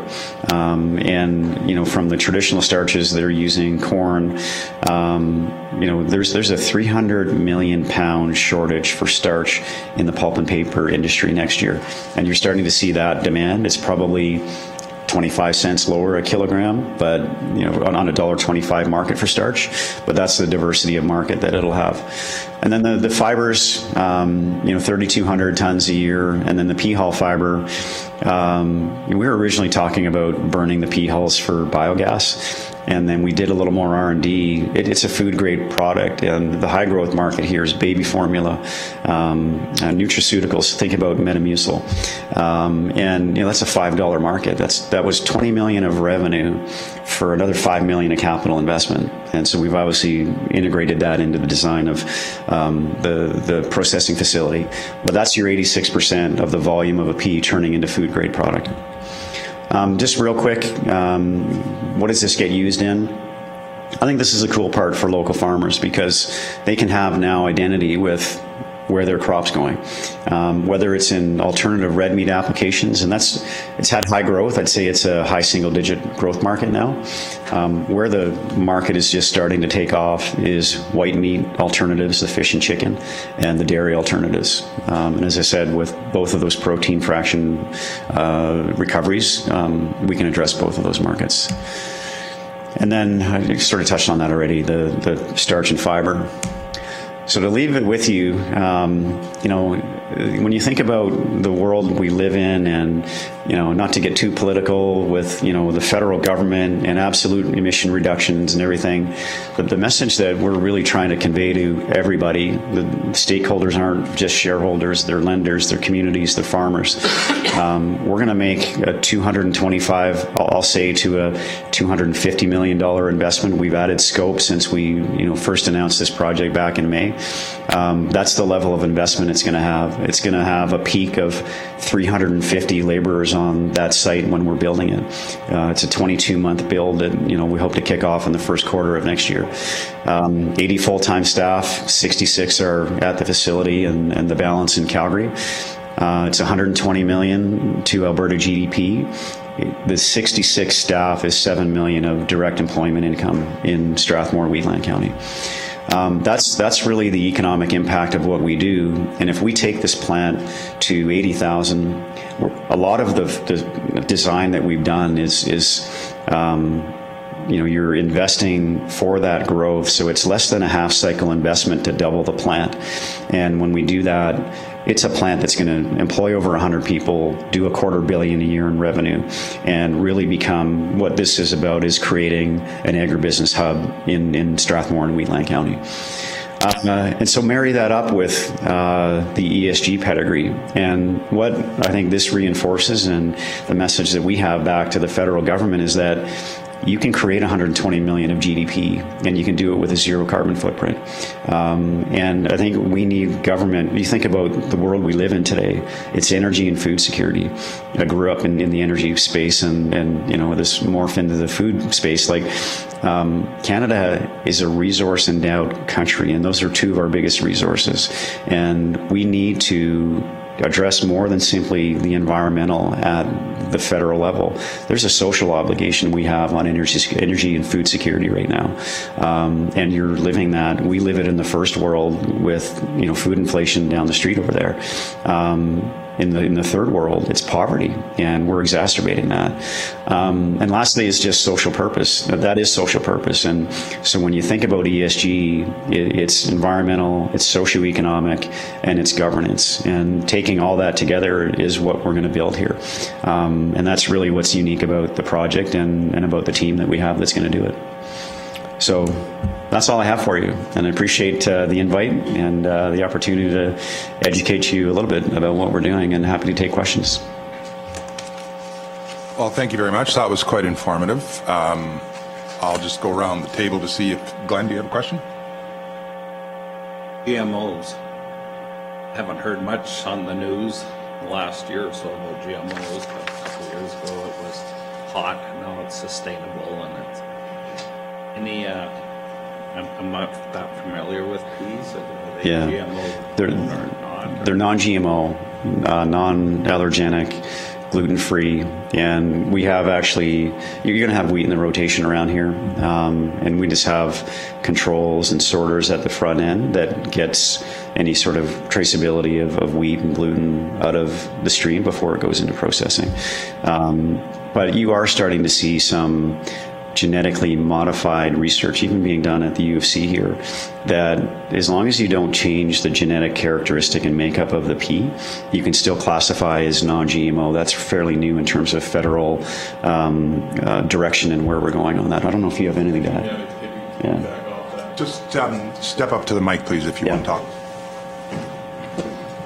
So philosophically, I don't think we have anything against GMOs. In fact, my undergraduate thesis was on CRISPR technology, which isn't directly GMO technologies, but is a mechanism by which you can change genetics in plants. So we've actually been in some communication with folks at the University of Calgary that are using CRISPR and CRISPR-like technologies to alter plant genetics. For peas, that would be increasing the protein content of peas. And it depends on the customer. Like for us, there may be some customers who wouldn't want genetically modified or CRISPR modified or any other modified organisms within the protein, starch, and fiber isolates we're selling them. But some others might not have an issue for us. And from kind of an agricultural side of things, I'm thinking if we can increase protein, if we can increase yield, if we can increase the resistance to Aphanomyces, that's a win on the farm level, and we'd like to pursue that type of technology. Good. Thanks. Tom, do you have a question? No, I don't. Okay, Donna? Great presentation. Thanks. Donna? Yeah, the packaging, who's your end product? Is this produced in Alberta? The packaging? The packaging? We haven't sourced packaging yet. We have the whole facility design for the automated packaging. But as far as the packaging component, we haven't sourced that out. It's just too early in process. But ideally, like, the objective is the more we source locally, the better off we are. But these are going to come out in pallets of 25 kg bags, 40 on a pallet, or 1 ton totes, just depending on the product. So who's your main customer? Like area, doesn't have to be the name. It is so diverse. Like, we have 15 consumer packaged goods companies that are evaluating product, and they are in Israel, the U.S., Canada, China, South Korea, Thailand. So it's very diverse. And back to the whole point about having both a CN and CP transload facilities just in Northeast Calgary. It's a short haul, and then it's all moving by rail to the West Coast. So I would just say, like, it's too early for us to peg of the 120 million, how much is domestic versus exported. Yeah. It's going to be a good mix. Yeah. Thank you. Yeah. Shannon, do you have a question? No, it's good learning for me. Sarah? Thank you very much.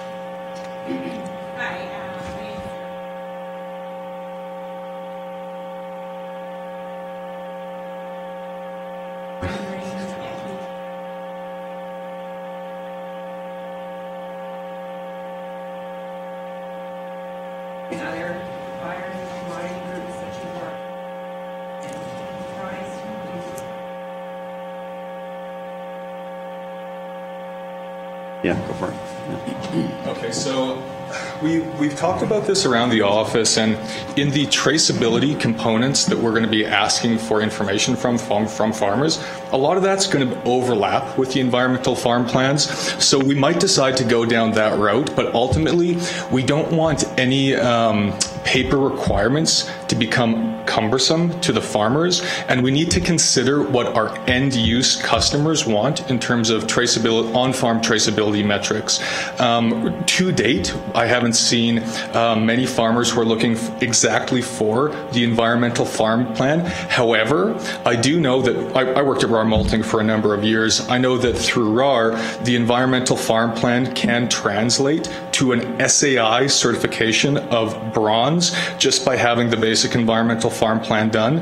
And there might be some benefit for us to do that in the future, but it's still too early days. Like Chris said, we have the offtake commitment, or we have a number of customers evaluating our product. Once we get more feedback on who's going to execute on agreements, then we'll spend more time focusing on what type of on-farm plans we need to establish with our farming communities. But I might actually pick your brain later, because something that I'd be interested in knowing or trying to get a better view of is how many farmers within Wheatland County would have environmental farm plans that are active. Thank you. Thanks. Does that answer your question, Sarah? Okay, George, do you have a question?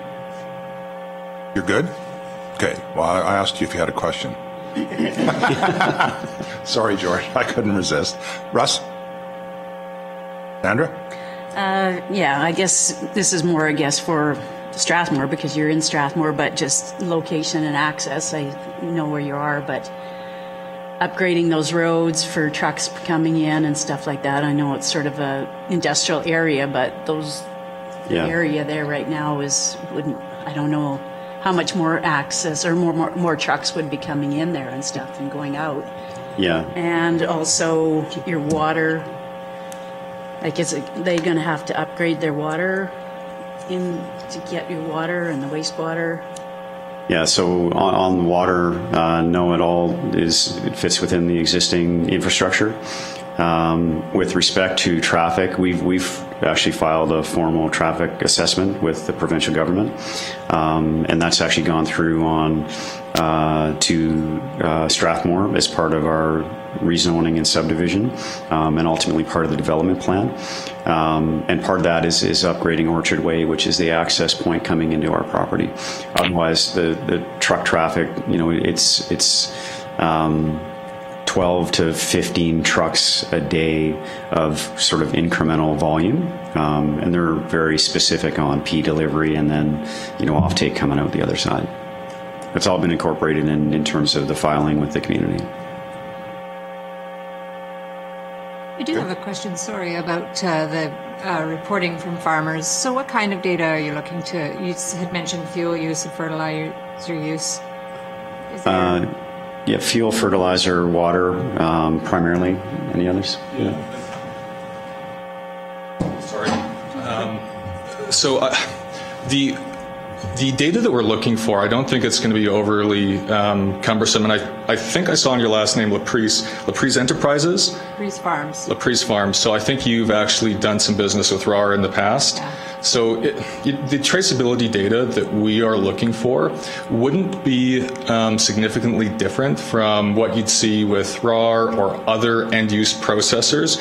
It's just a way for us to help measure what the Scope 3 emissions are through our plant. And we can do that largely by, what is the fertilizer use? What's your pound per acre NPK? What are the herbicides, fungicides, insecticides you're applying? And then the other thing that might be a little bit more detailed that some of the end users or other processors might not get is to fuel use. So we'd like an estimate on, how many passes are you using with your seeder, sprayer, combine, and if we can get even more granular information on what is the diesel per acre you're burning or wherever you understand their metric, that's something big. So when we did our kind of life cycle assessment on what are the scope emissions, what are our scope emissions, Scope 3 emissions for peas, the big drivers on farm are going to be the fertilizer they're putting down and the diesel you're burning. So that's the two big categories that we really want a high resolution information on. Okay, thanks. But again, sorry, maybe it's not going to be out of line with what you've seen from other companies, I would say. And even like, a lot of you might have John Deere operations centers or your different agronomy platforms. It could almost be as easy as doing a USB plug-in to our information system so we can just take that data out and then do the calculations and feed you back, hopefully, what's going to be valuable information about your operation once we've gone through and processed it. Good, Shannon? Yep, thank you. Glenn? Is that yearly? Yes. Yeah. So I'm just going to stay up here for a while. Yeah. So every single year, we will be looking for the information, and we'll also be comparing that or pairing this with weather data, because if you look at things like, N2 emissions from soil, that's going to be largely dependent on whether or not they're aerobic or anaerobic conditions and how the bacteria are acting to decompose or oxidize nitrogen releasing N2. So it's going to be yearly, and we'll be comparing that to environmental data within the region to the best of our ability. Yeah, so what you did last year on your farm wouldn't have any bearing on this year. So yeah, so I guess we would look at it yearly. So it's like, okay, these are emissions in 2020, 2021, 2022, because every year they're going to be so different, just depending on what you do, what field you're on, what you're applying. Because maybe you, like, I don't know, I know that there's some farmers who might over apply MAP one year, hoping that there's going to be a residual in the following years. So we want all that information, because what you do one year might really impact the emissions in the next year. And then we'll look at the 5-year average for all of our farmers individually and within a region, so we can start to do some of that benchmarking Chris was talking about. Harry, do you have any questions? But again, sorry, and maybe just to follow up, but for us, while we're collecting this information, like I know there's so much information collected from farmers these days in terms of the practices, we really want to push something back onto you, and that's one of the reasons I'm here, is as we're getting this information, we want to be able to build dashboards that will show you the information we're gathering, and it's so you can have a sense of, even just have a sense of greenhouse gas emissions from agricultural operations. It's not about criminalizing anyone. I actually think farmers need to get to a place where you can talk about how awesome you are producing such an abundance of foods with low greenhouse gas emissions. And when I was working in Saskatchewan, we actually compared Canadian farmers across different commodity classes and the production of those commodities and the greenhouse gas associated in Canada and Alberta and Saskatchewan relative to other areas of the world. And I'll tell you, Canadian farmers are world class. So I think it's almost incumbent on the agricultural community and farmers to start to talk a little bit about the great job that they're doing to gain some of that social license back. Because as we see with the Canadian government, the 33rd by 30 fertilizer emissions, I don't think that there's a lot of people, especially if they're disconnected from agriculture in Eastern Canada, that have a clue. So we need to start to share that message, but we need to monitor it before we can have good data with which to communicate that. So outside of this, this dashboard, what would be the benefit of the local farmers hauling or making deliveries to you or growing specific crops that you want? Well, so there's going to be a premium involved. So we'll have a premium above marketplace. I think it's just a consistency of local supply. Like we're creating inelastic demand for local peas in your backyard. So I think those are the really big things. Like anytime you can have more competition for your yellow peas, I think that's going to be a good thing for farmers. And then again, we really hope that we can make good use of that data.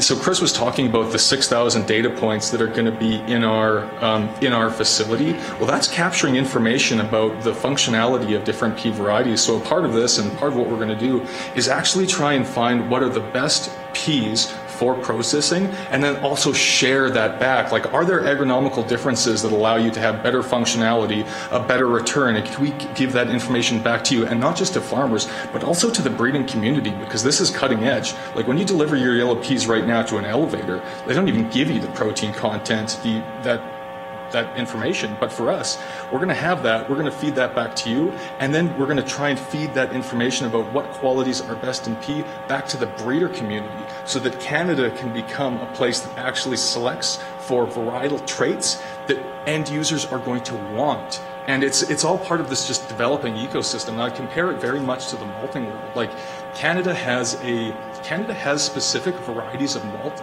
that are sought after by end users in different companies. Or in different countries, excuse me. Like for China, they have inelastic demand for Copeland, for Metcalf, that keeps them coming back year in, year out for a certain amount of Canadian barley. We want to do the same thing for peas, and it's like a rising tide is going to lift all the boats, and we want to be there with the information that will allow us to do that so we can develop this industry in Alberta. And if it doesn't happen here, it's going to happen in Montana, it's going to happen in North Dakota. Happen someplace. Yeah. Just one question on it. Is that data private then to the farm? Like you're not sharing that? Yeah, it'll come back generically amongst, say, we have 50 farmers. It'll show your farm and then just 50 generic data points to compare with. Barry? Yeah, I got two questions actually. Explain, you're not building on a rail line. Now, what's the reason not to be on a rail line when you can save on some freight, importing your peas and exporting your product? Just overall picture, why not? Yeah, there's a cost-benefit trade-off. We could have gone to our number 2 area, and it didn't have a rail spur today. It was building a rail spur. And so when you look at, the short-haul transload to the CP yards versus how much more we'd be hauling to get feedstock into the plant, in aggregate, your net benefit is building it here. So it's taking a holistic approach on that cost.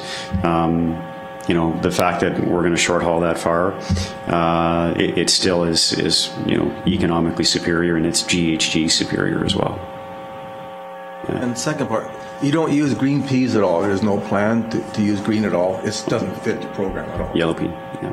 Yeah. We're actually looking at other feedstock sources altogether, and part of the research Drew is doing is on faba. Yeah, and he can talk again for hours, but simplistically, faba's got higher protein content. And, where I think it can work well around here is in the irrigation district. And so if back to what your questions are about, it's about cultivating relationships. It's not, one-off, your best price this year and Phyto's not best price next year. If we get to the point where we've run the plant for 3 years and these are the top 3 varieties of peas that give us those functional attributes at the other end, we'll pay a premium to grow them. That's the relationship that we'll develop with farmers because we know the end product is a better pedigree product. So to the same vein, like if the research we're doing real time on a different feedstock has the same outcome, then what's the impetus to ramp up faba crops in the region? We have a lot of new faba growers going on right now. It's a growing thing. It's like huge on our list. When you think at face value, if peas are 22 to 25% protein content, faba's hitting 30, and it's higher value add. It's more protein for a protein short world, frankly. Yeah. Good. I think one Another more. question about, do you know how often, I'm not too familiar with pea production, so how often would a load maybe be rejected because it doesn't meet the standards of protein, or is that it's an issue with barley, right? You go malt barley and then it ends up feed because you haven't met. So one of the nice things about moving from the barley world into the pea world is, what is the number one issue with barley that'll get it rejected? Germination. Whether or not it germinates. We don't have that issue because we're not going to grow it. So I think that our specs will be very much in line with elevators. There might be some quality parameters as we start to get a better feedback in our plant once it's operational about, okay, we have this minimum protein, but we're really going to try and work with the farmers to develop those long-term relationships, because overall, when we have a consistent supplier base producing peas for us, it'll allow us to bring in year out more homogeneous peas into our plant, which will yield a more stable processing environment and a more homogeneous finished product, more consistently, essentially. And that's what our end users want. So, like right now, I don't think we have all the details, but I don't think it's going to be as bad as the malting barley world for everyone in this room who's ever gone down that train.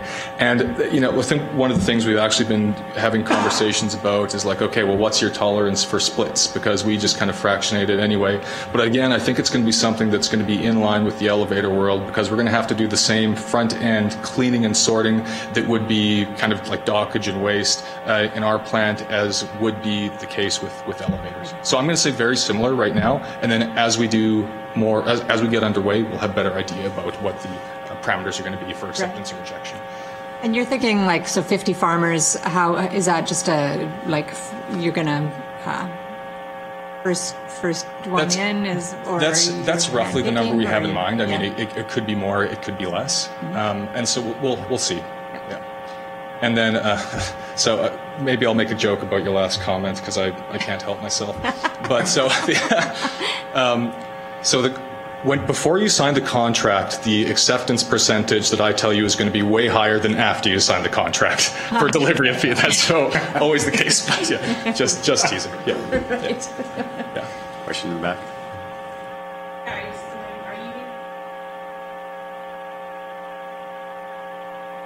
We'll be doing it ourselves at that front end. Yeah.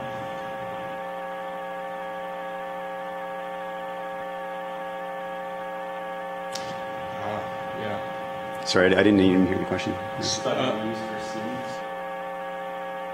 Yeah, because so you would do all the inspections of the seed cleaning plants within the county. Yeah. So I'm not sure that's something for us to look into. Yeah. I didn't hear your question. Oh, I was just wondering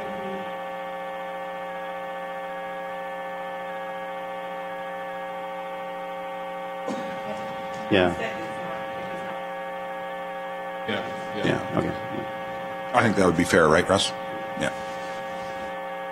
Any other questions? Great. Thanks for your time. Super. Thank you very much. That was really good. Yeah, thank you so much. There's I like everything that you said, except for the only part of agriculture I'm still involved in is raising beef. So skip the red meat part. there's some gift bags for everybody here too on your way out. Thank you. Thanks again. Yeah. Thank you. Maybe could I just give you my card so we can talk about the environmental farming plan? He's got within those problems. This is information too, probably. Eating it a little longer. So we'll try and get back on track here. So I would entertain a motion to accept the presentation as information. So move. Moved by Shannon. Anyone opposed? Is Scott still on, Matt? Do you know? Okay, no, don't worry about it. If you're on, Scott, just chime in. Okay. Yeah, I'm still here, just downshifting. Good, thanks, Scott. Okay, so I think we'll go on to 2.3.2 was where we should be at now, I believe. The 2022 ASB Bursary Selections. And I gotta pull my computer went to sleep here.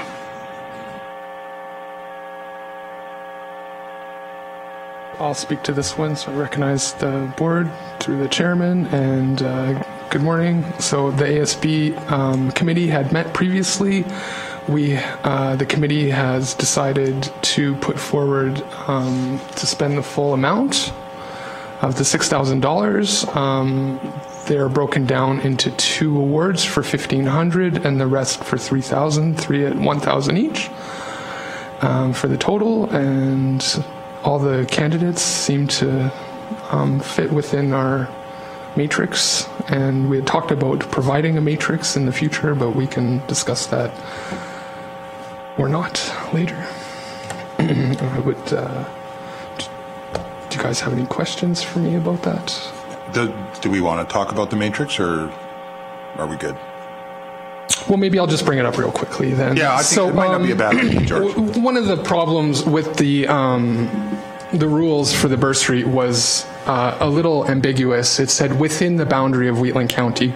So we had some people who had applied that were not actually Wheatland County ratepayers. They were within the boundary of Wheatland County, within the boundary of Strathmore. So it was a little ambiguous to pull through. And one of the things that the bursary selection folks had said was a lot of people can live in Strathmore and farm in Wheatland County, or maybe they support agriculture in Strathmore, like Glenn had previously mentioned. Ratepayers from Wheatland will use Town of Strathmore services, and the Town of Strathmore supports ag and businesses like UFA and things like that. So it was a tough decision to make, I think, but the point of this is to provide financial assistance to students in the ag realm, and I do think we would achieve that with this, that we accept this recommendation of moving forward. So I'll just add in a few things too. So we decided based on where they lived and what programs they were proposing to take at school. So the ones that got $1,500 are actually Wheatland County residents, and they're actually going to an ag program.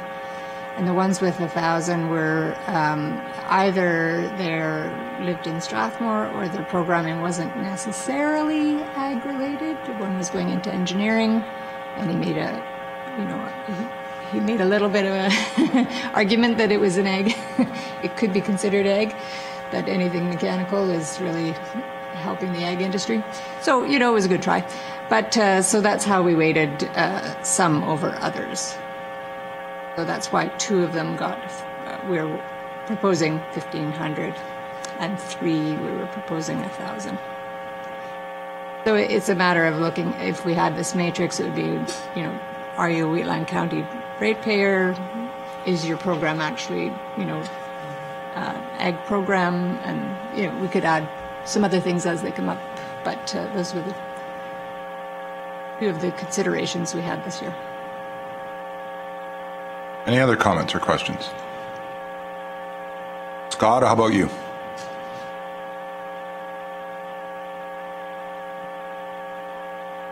None here. Perfect, thank you. Glenn? I guess too, it was noted that you can be a Wheatland County ratepayer, but maybe not a Wheatland County resident.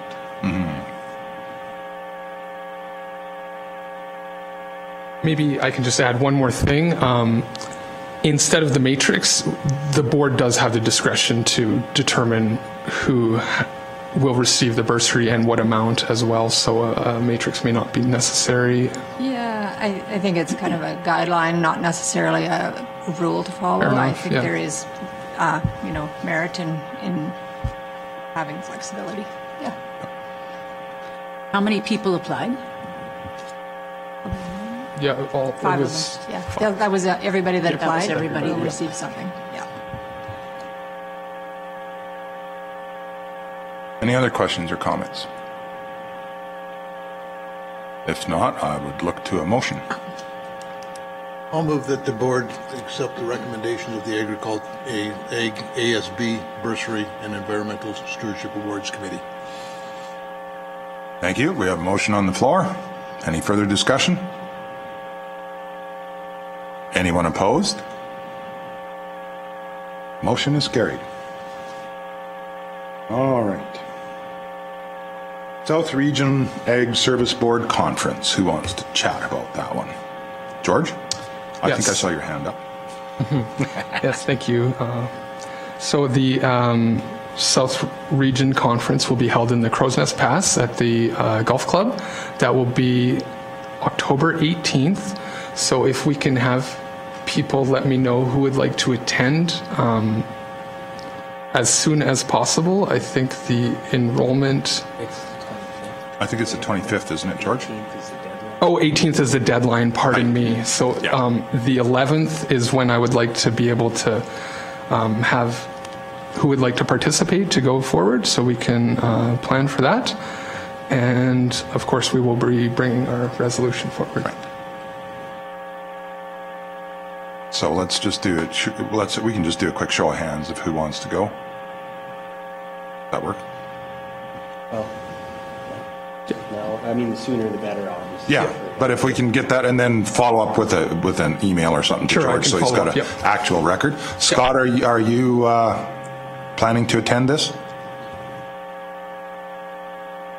I'll have to check my schedule. I can't say for sure right at the moment. Okay, fair enough. Yeah, just let George know as soon as possible. Sandra? Maybe.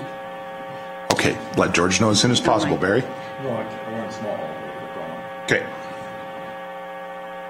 Shannon? I'm a probable.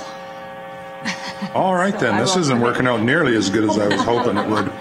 Donna? Yeah, no, I've got conflicts. You have a conflict, so it's a no? Okay, so that we got that. Tom? Maybe. I got to work on my schedule here, so. Okay, go ahead. Maybe. Okay, fine. I'm going.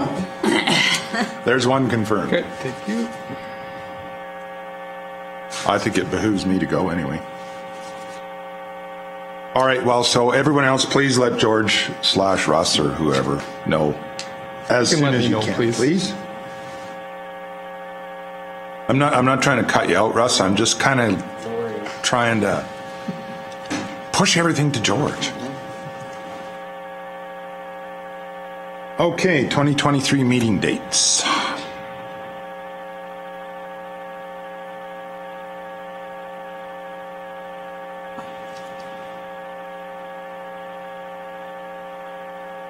So we're looking at sorry, Russ? A motion for the last Service Board Conference. Did we make RFD Is there- attendance to the South Region Conference? Yeah.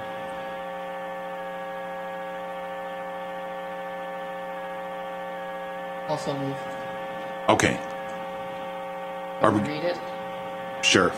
The board approved the attendance of one overnight stay for interested Agricultural Service Board members and up to 2 members of administration to the 2022 South Regional Agricultural Service Board Conference hosted by the municipality of Crow's Nest Pass on October.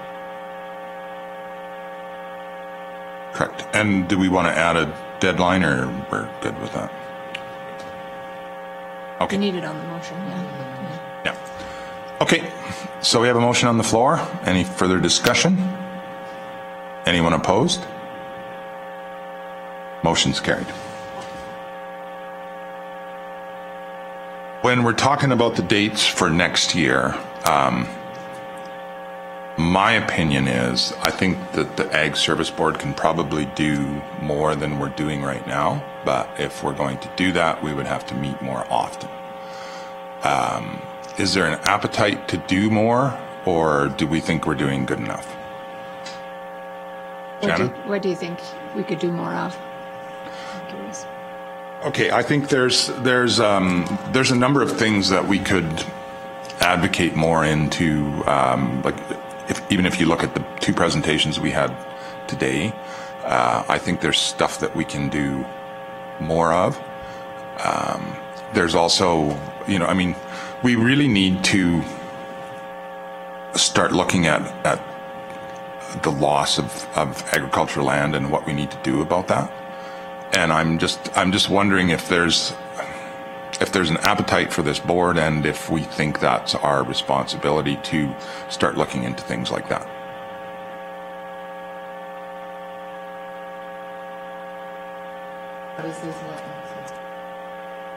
How does this line up with the budget?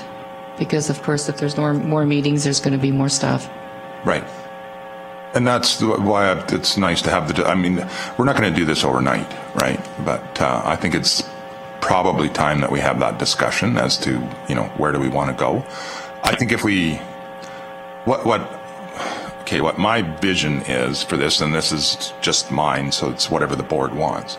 But I thought if we could have a extra meeting to kind of do, like, set a strategic plan. So what is it we're trying to accomplish here? And then that will fall out into some potentially other stuff that we'll have to plan and budget for and look at to probably not get done until 2024. But if we're going to look at doing more than we're currently doing, I think it's prudent to add a meeting or two to just discuss that.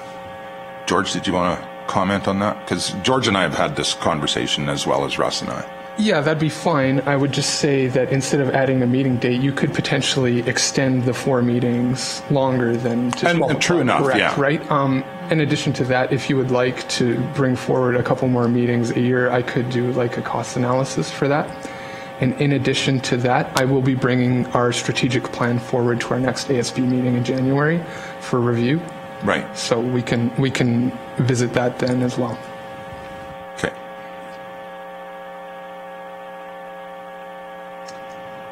Any other questions?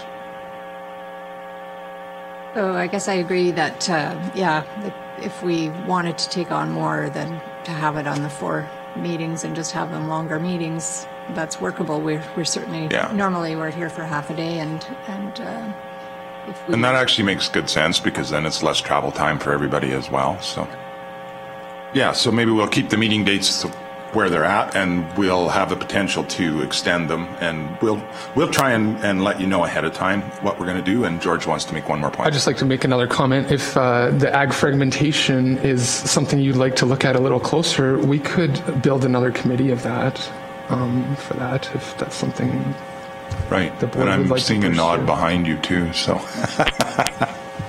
Yeah, that's something we would be very interested in. Yeah, I think honestly, it's a pretty important issue. And we have to remember that the bulk of our county revenue still comes from ag and oil and gas, so we don't want to lose our production either. Okay, so then we will maybe look for a motion to recommend that meeting dates be set for 2023. I'll make a motion that the board recommend to council that the 23 Agriculture Service Board meeting dates be set as follows: January 11th, April 5th, July 5th, and October 4th. Thank you, Sandra. We have a motion on the floor. Any further discussion? Anyone opposed? Motion is carried. Okay, 2023 BMO Family Farm Award.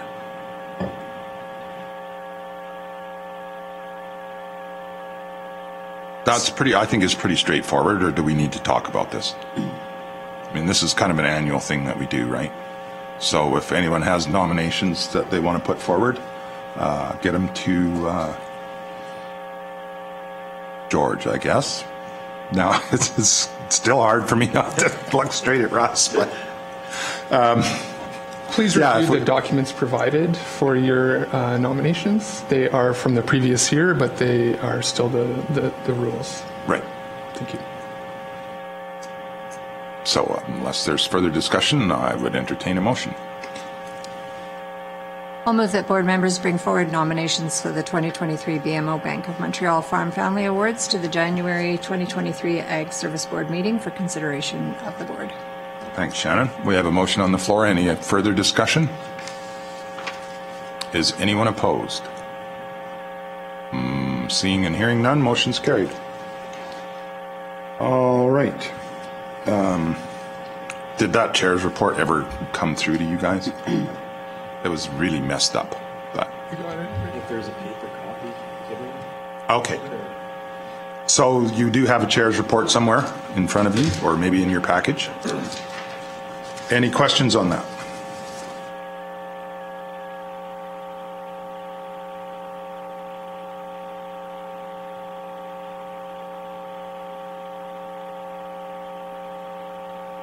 Hearing none, I guess we'll move on. Do we need to approve that? I don't know that we do we? Yeah, accept as information. Yep. Okay, so I'll entertain a motion that we accept the chair's report as information. We should do that.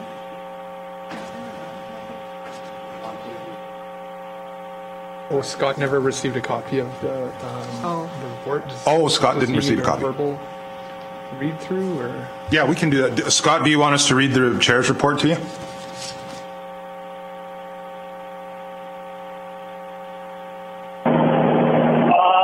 You can just send it to me via email. I can review it after. I have no problem.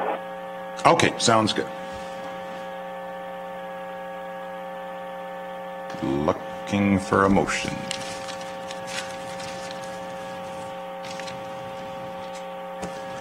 Barry? I so move.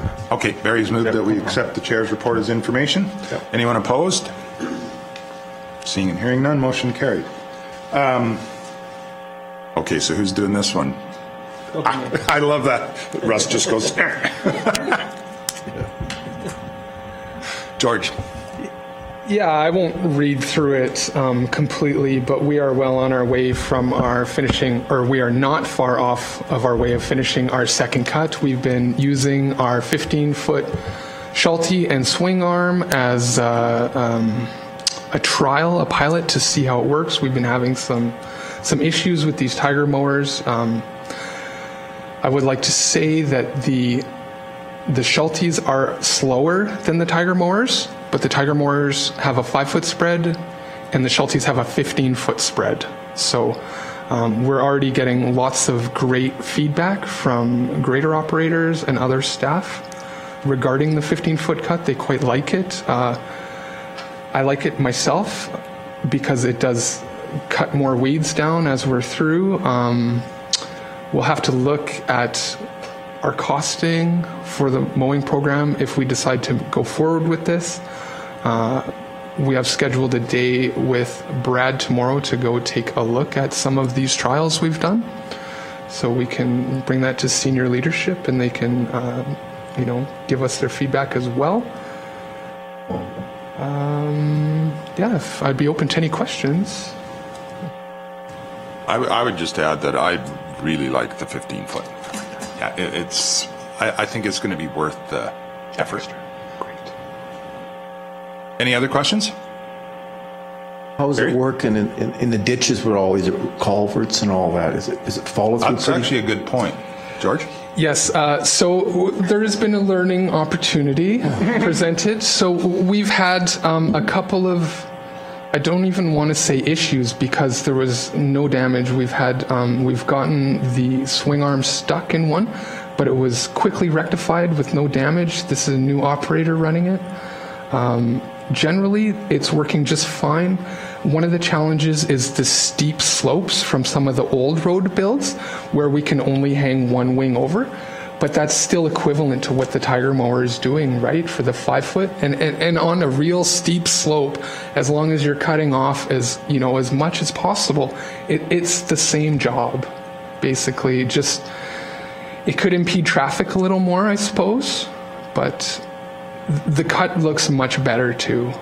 It is a much cleaner cut. Good. Cool. Any other questions?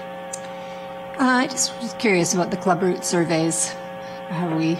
Do we have club route in Farm County, or do we know yet? Oh, well, we have confirmed previously 2 locations of club route, as I'm sure you are aware. Currently, we've sent 1 sample off and it's come back negative.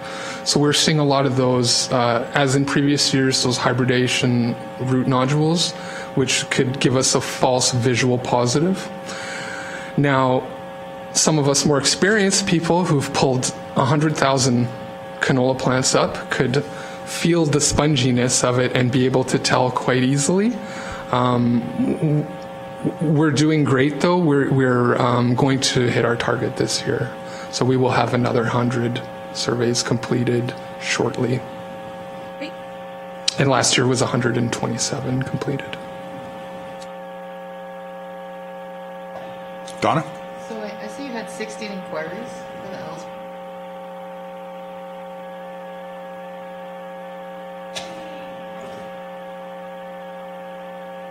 I guess I haven't seen it before. It's a great program.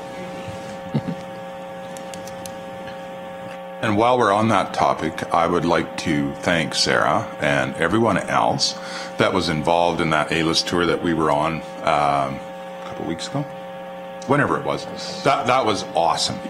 You guys did a great job, and I have no idea how you talked the Collins into being so friendly to us, but that was amazing. Yeah. Well, I shouldn't say it. I've known the Collins my whole life, so it was a good day. Yeah.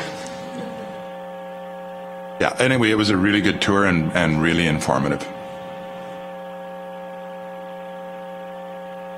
Any other questions? I got one.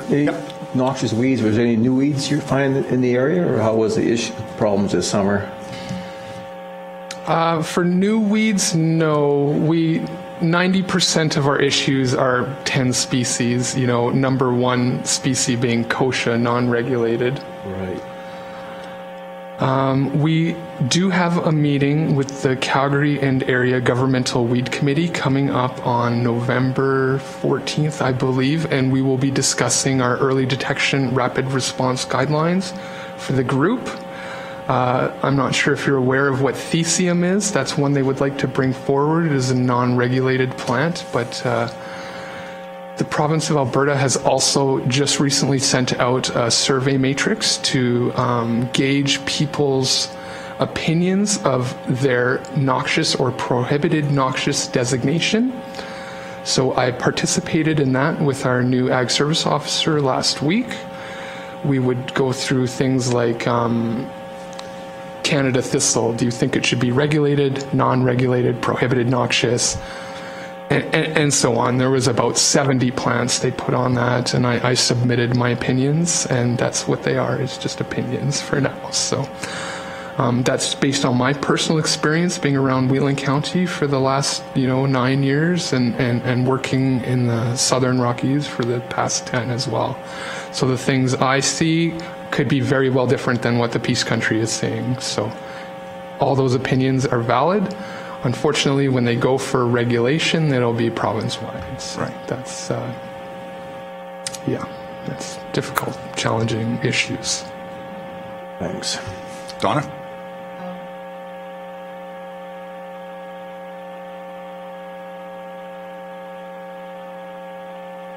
Can you turn your mic on, please, Donna? Gopher poison. So strychnine is gone now. This will be the final year where the farmers who have stock may legally apply it. Sorry. So I know what I'm doing with my stock. I do believe there's a resolution going forward with strychnine, is there? Excuse me, through the chair. I'm not sure if there is. I think the province did put forward wasn't a resolution, it was just to the PMRA, Alberta and Saskatchewan, to reinstate it or at least extend it just because of COVID and there were supply issues with it, but I don't think there's been any response from the Pest Management Regulatory Agency. I personally think it is done.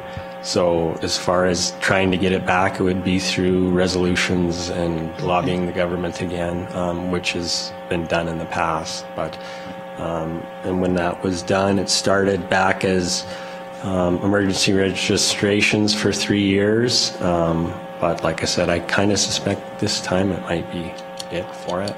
Yeah. Any alternative? There is alternatives out there. Unfortunately, nothing quite as effective as strychnine. And for a company to take that on, it costs them many millions of dollars to go through that regulatory procedures. I don't know if there would be, an appetite for a company to take it on. So what's available now is primarily the anticoagulant baits, which are multi-feeding. Definitely have to be used early in the season before there's green vegetation available. So, yeah, it's going to be a struggle, unfortunately. Thank you. Any other questions? Would Sandra? that be something the Ag Service Board would entertain, as developing some sort of gopher prevention program or something, to like the anhydrous, or I know there was another one that they were putting down the holes. I don't know if it was the CO2 or something. Or Rocon is a product we've been using. Unfortunately, I think for farmers and not acreage owners, that is cost prohibitive. It'll be very expensive and time consuming. I think for ourselves, we use Rocon primarily in the Cluny and Gleason, but we don't have 100,000 acres of farmland to check, right? So in the county connector, was it a few months ago, I did put in a gopher control alternative document. I don't know if anybody's... Oh, Sarah turned it into a fact sheet, so we can disseminate that through the board if that's your wish. At least some information to start with. Sure, that sounds like a good idea. Any other questions or comments? If not, do you want to move that, George? Would it be a member? Okay. Someone want to move George's report be accepted? I like to move his report be accepted as report. Thank you. We have a motion on the floor. Any discussion? Is anyone opposed? Seeing and hearing none, motion's carried. So we have some correspondence and information items. Do we want to read through them, George, or would you just want to accept them as information? I think they're pretty straightforward. Yeah. Any questions about the correspondence? There's some from Brazeau County and I forget where else. I looked through it before, but...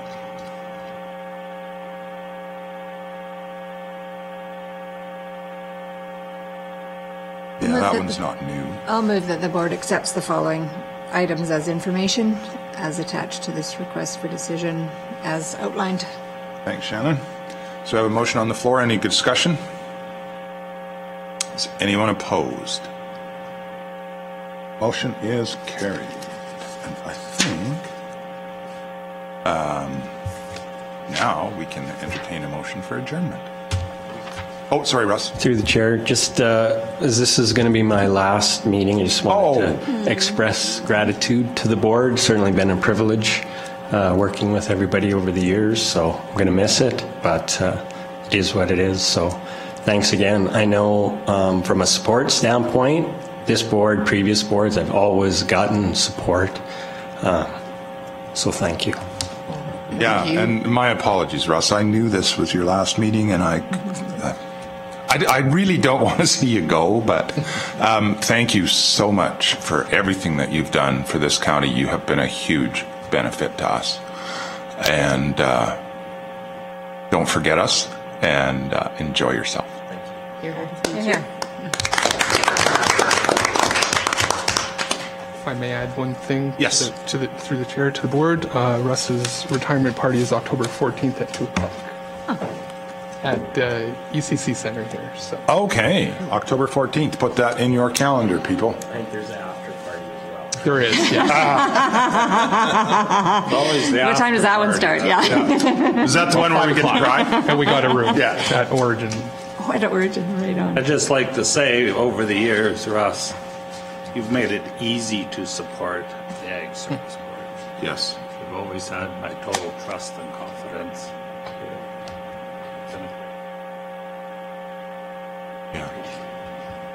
Yeah, and even outside of this Ag Service Board, I remember bringing bugs to Russ in a jar and asking him what they were, and he just, oh yeah, that's this. And the wealth of knowledge that you've brought to this county has really been a benefit. What time on the 14th does it start? 2 o'clock. 2 o'clock? Okay. 2 to 4. Sorry, I missed that. You're not working until you start day drinking anyways. Yeah, sure. If I bring a little Go Cup, you'll know. Yeah, please do. Should we bring red Solo cups? Yeah. All right, now we'll entertain a motion for adjournment. So moved by Barry. You can. Meeting is adjourned at 11:45. Thank you, everyone. And for the rest of us that are